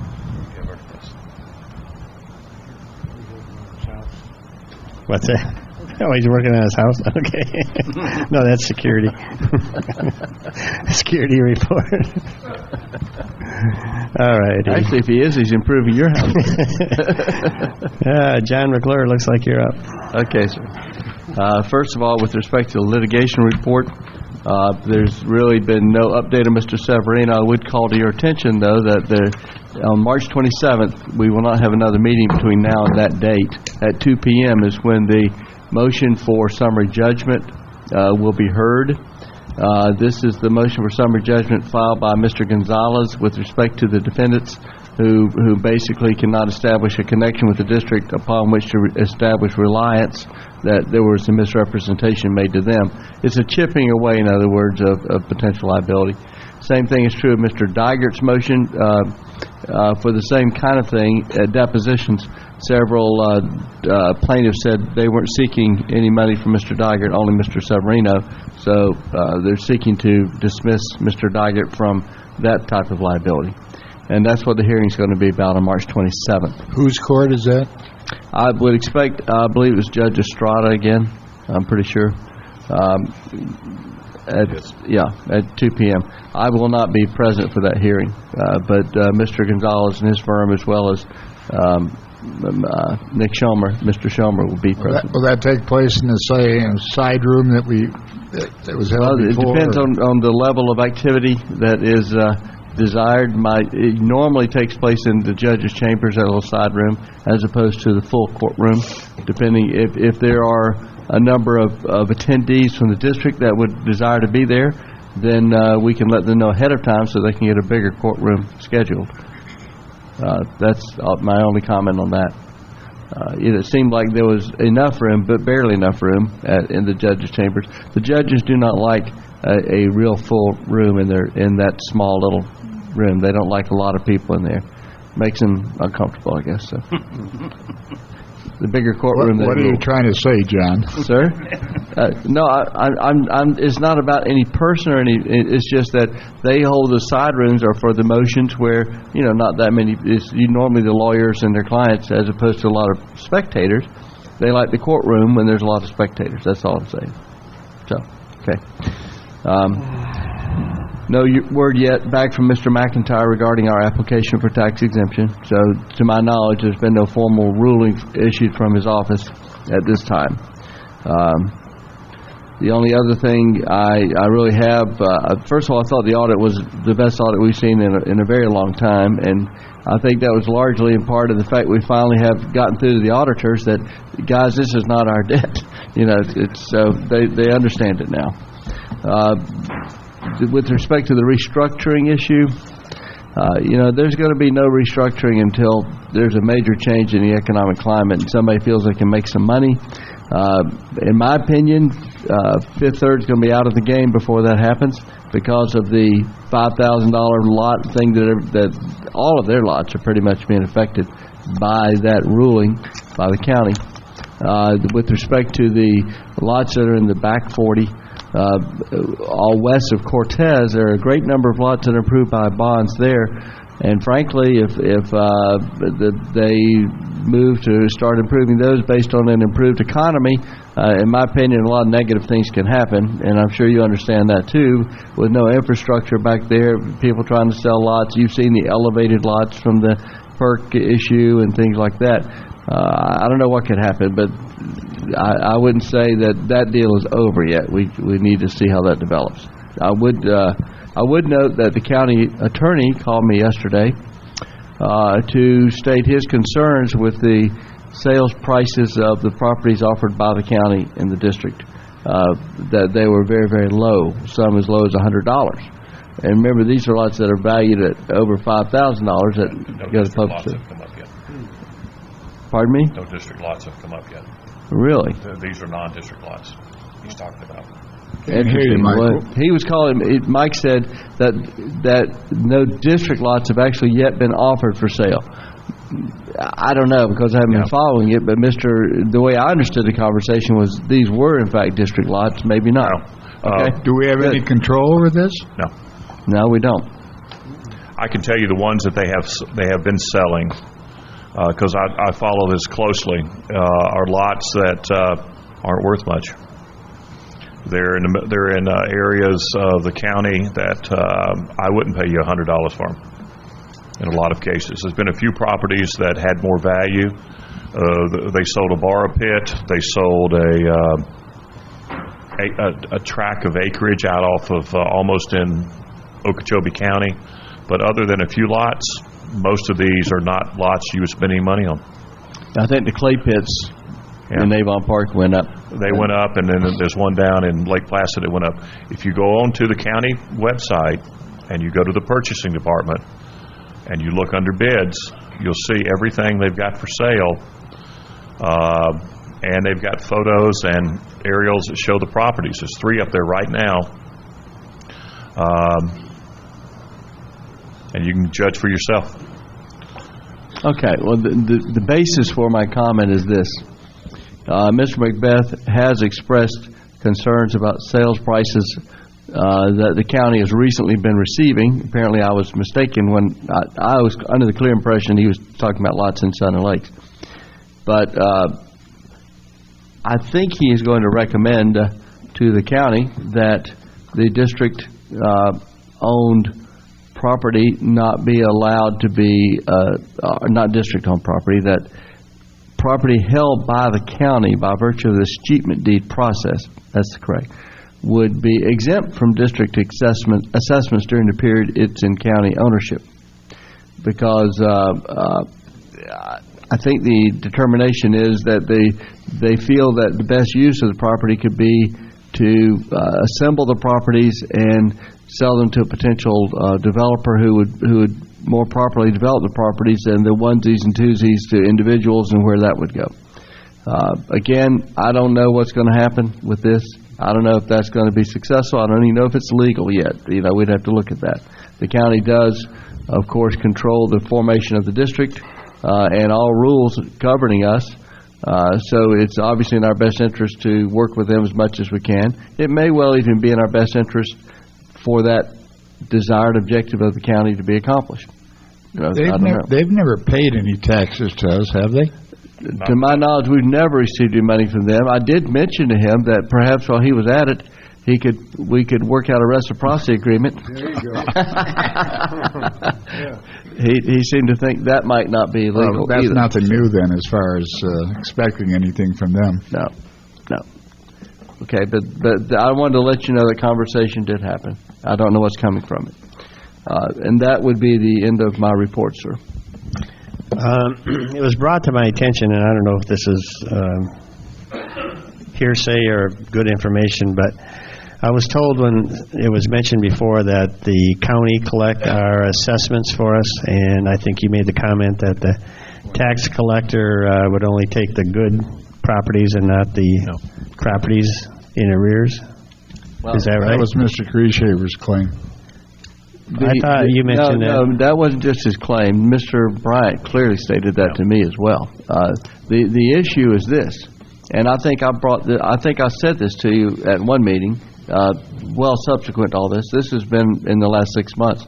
But if the board was willing to forgive or not seek the prior assessments, then the county is willing, I would think, far more willing to collect the assessments on the tax roll. Well, I guess the reason for bringing it up is that we have a new tax collector, and have we had that conversation with him? I have not. Okay. Keep in mind, the method the county has for collecting unpaid assessments is to sell tax certificates. That's right. That's it. Okay. That hasn't been real successful lately. By witness this next statement, as of the end of February, the county had acquired 259 lots inside of Sun and Lake where no one bought the tax certificates. They sat on lands available for 3 years, and now they're rotating to the county, free and clear of any debt, which took $2.6 million off of our books. I haven't counted them lately, but there's between 800 and 900 more lots that will go through this process, and I suspect you're going to be in the tens of millions of dollars that will be coming off the tax rolls. Not tax rolls, coming off of the books where bonds and O&Ms are outstanding, and that's going to occur between now and, I believe, October. In fact, I think there were like 50 more lots that went to the county that had a due date of March 7th. And if you go to the clerk site, and you can see the whole list. Just go to their lands available and you'll spit them out. Depending on what the board wants to do, I would recommend if you want to pursue this, we have some kind of workshop. But I will also state that there are some clear advantages to us doing our own billing and our own collection too, that perhaps hasn't been fully discussed or well thought out. So if this is a road that you want to pursue, you need to know what the financial ramifications are of wiping off all the prior debt in order to move forward with this. And I was going to ask, when you say coming off the books, you mean removal of debt? Yes. On these properties? Yes. Which is a good thing. It's primarily Phase 5 and O&M debt at this point. There are about 60 lots in 16 that have Fifth Third and Phase 5 that will go off the books. And then there's probably 300 or 400 more lots where no one has paid the taxes. Nobody's bought their certificates, and the county just hasn't started the lands available process yet.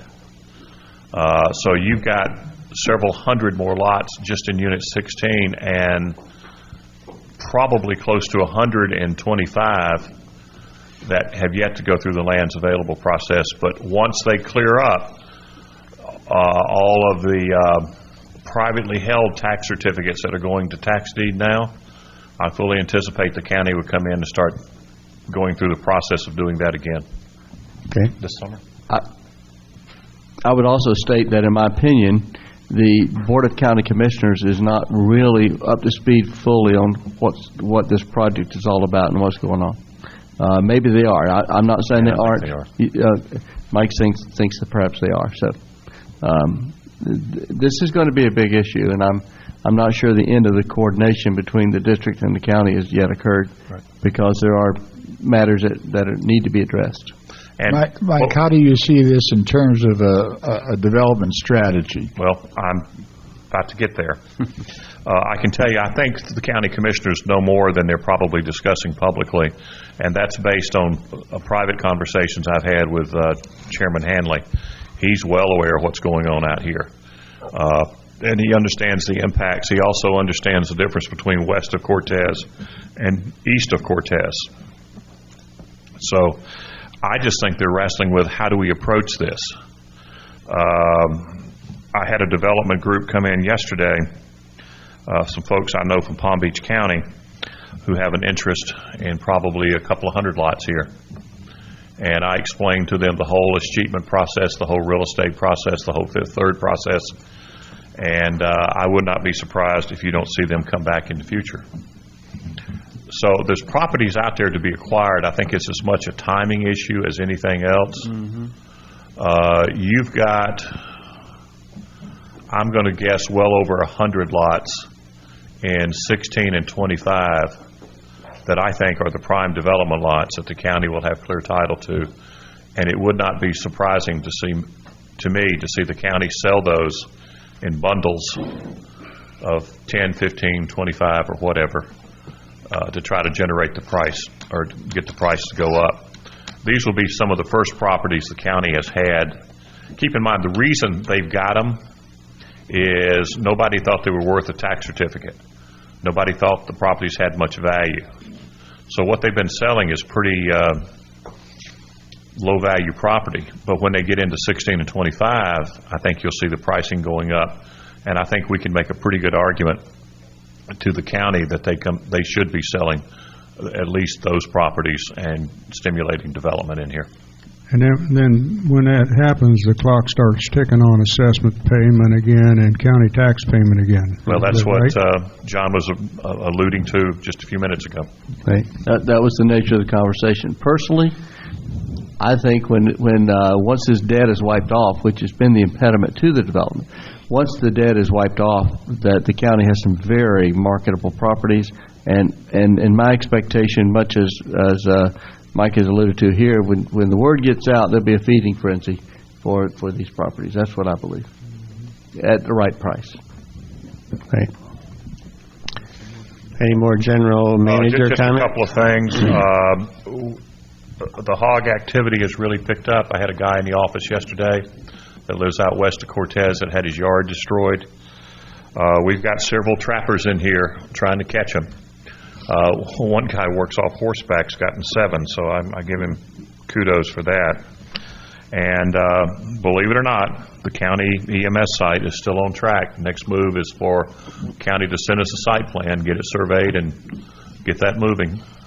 In the meantime, the county's running a parallel track of developing their building plan so that when they do get the land, they can go to bid. Have they settled on what's going to be in there? Fire, EMS, and SO. That's the last comment I heard. That's all I have, Mr. President. Thank you. Any unfinished business? New business? Committee reports? Public comment?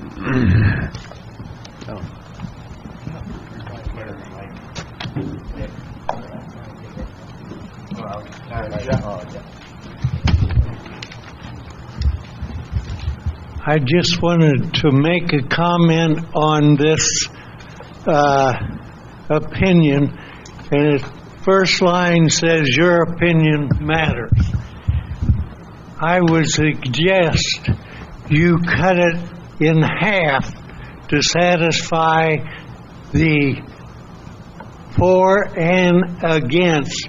Just use Sun Lake Boulevard to start with on the signs, and that will more or less satisfy both sides that you are listening to what the people say. Just good humor, that's all. Well, when we get our estimated cost in here, maybe that's exactly what will happen. Who knows? Larry Bertetto again. I was really surprised when I read the minutes or the agenda.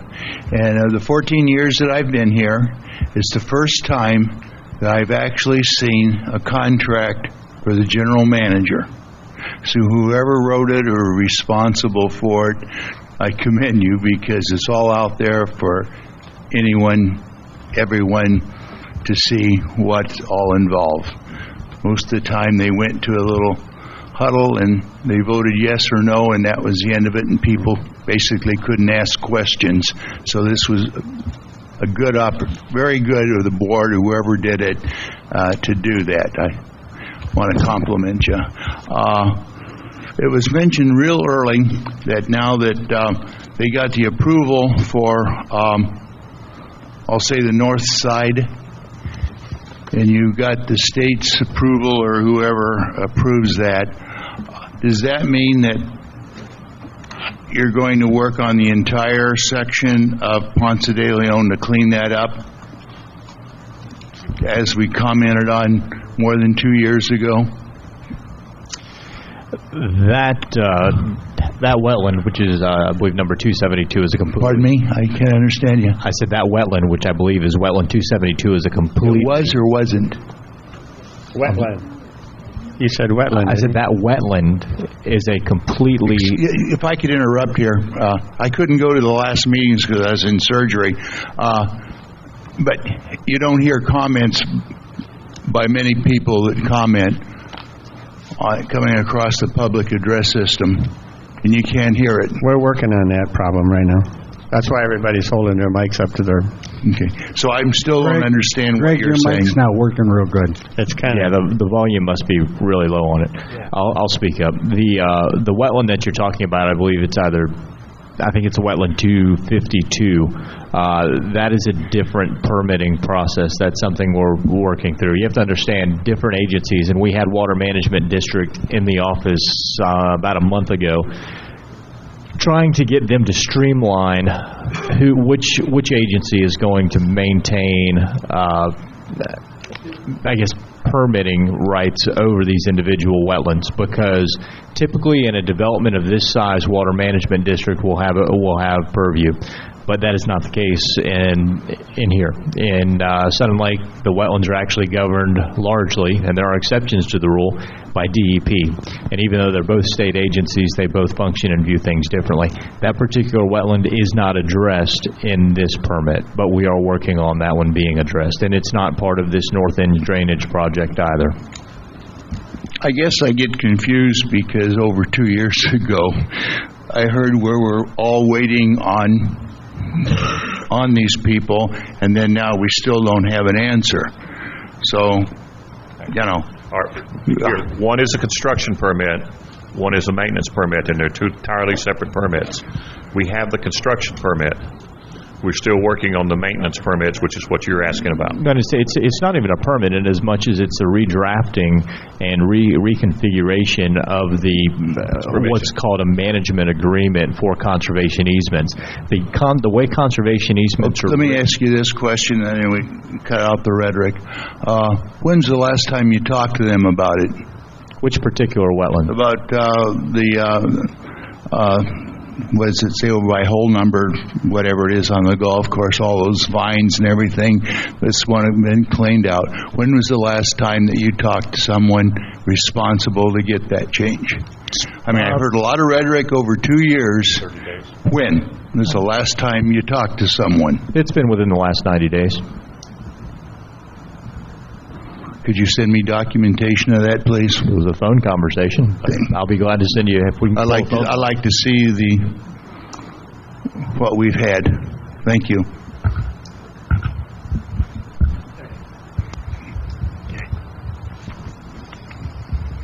Good morning, ladies and gentlemen. Rusty Carino, resident. You don't have to correct me there, Mr. Miller. First of all, I'd like to congratulate you, Mike, for leading us in your leadership and your bringing integrity to the position of general manager. I think your leadership speaks for itself. We've come a long ways. We've got some good feedback. The community is moving in the right direction, very positive and very uplifting. You'll have to excuse my voice, I got a little cold. To the board, I think you're doing a great job. It's a lot different than it was many moons ago. So my hats go off to you guys. And Tanya, congratulations. Are you sure you want to get into the cement mix? But congratulations. Thank you very much.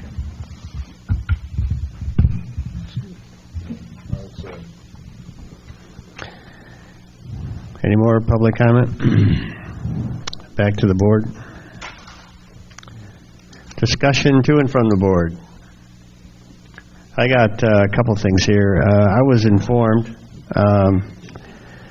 that our Sun and Lake Golf Club logo is not registered. Did I hear that right? We've renewed it. Well, I heard you renewed the home improvement logo, but not the golf course logo. After going to the registration site and seeing the only logo that was registered was the previous golf community logo, and then we switched it. We just submitted for registration the golf and recreation logo with the golf ball. That one right behind you. Yeah, I know that. But the logo with the golfer in it that the golf course uses is not registered. It's not registered. No other logo that we use besides the one behind is registered. Well, shouldn't it be? Shouldn't we go through that process? I mean, we use that on every. Yeah, I mean that's no problem. Well, then I think we should do that. Okay. I read someplace, I think back in 1997, the county reimbursed the district for mowing and landscaping along Sun and Lake Boulevard, $4,353. Are they still paying us that annual fee? Or? I think that has expired several years ago. I'll have to see where that stands. But what they would basically do is give you a minimal reimbursement. Let me see where that stands. Well, Glad you brought that up. I forgot. You're right. Yeah. Okay, the only third thing is, do we want a resolution at the next meeting for combining the government and the golf funds together, as discussed earlier? I guess we do. At this point? No. No? How long has that been in effect now? 1 year. This first 1 year. It's been for effect, so. Well, you earlier mentioned you'd like to do it just for documentation, Well, nothing else. I said I typically like to have documentation on any activity, but something that's been done for a year, I don't know that, if the board wants a resolution, sir, I will prepare it for sure. No problem. Doesn't matter to me, so. All right. We'll let you know.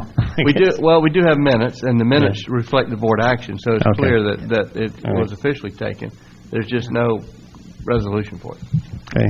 The reason I brought it up, I can't remember what manner we did it in. Evidently, it was by motion, but somebody needs to research it to make sure it actually happened. And if it didn't, then we need to, if not, put a resolution back together. Ms. Candidate said she'll follow up on that. We're cutting the island down Sun Lakes Boulevard, aren't Okay. we? No, what the county has done historically, and I don't know if they do it anymore, is they will basically give you, in theory, they bush hog the right of way.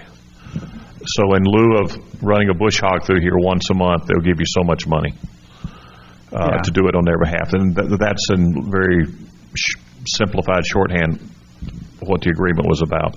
Yeah, I can remember us taking it back over because they were doing a poor job. I can't remember us not paying them, or them not paying us whatever. Yeah, I'll just have to go back and see where this is. Plus, we did. Glad you brought that up. Plus, we were putting flowers around we were putting some flowers down there and stuff like that, you know. But do they cut all the way to Cortez?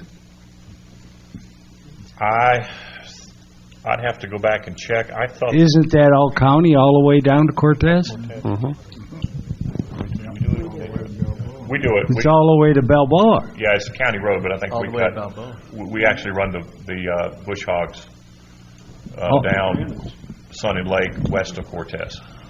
I remember a couple of years ago, somebody said the only thing we get from the county is $35,000 a year for Sun and Lake Boulevard. Is that an urban myth or what? I think that's an urban myth. Well, it'd be nice if we did. Well, having been a county administrator for about 10 years, I would point to libraries, sheriff's office, health departments, veterans officers. You want me to keep going? Any other comment? Yep. Meeting adjourned.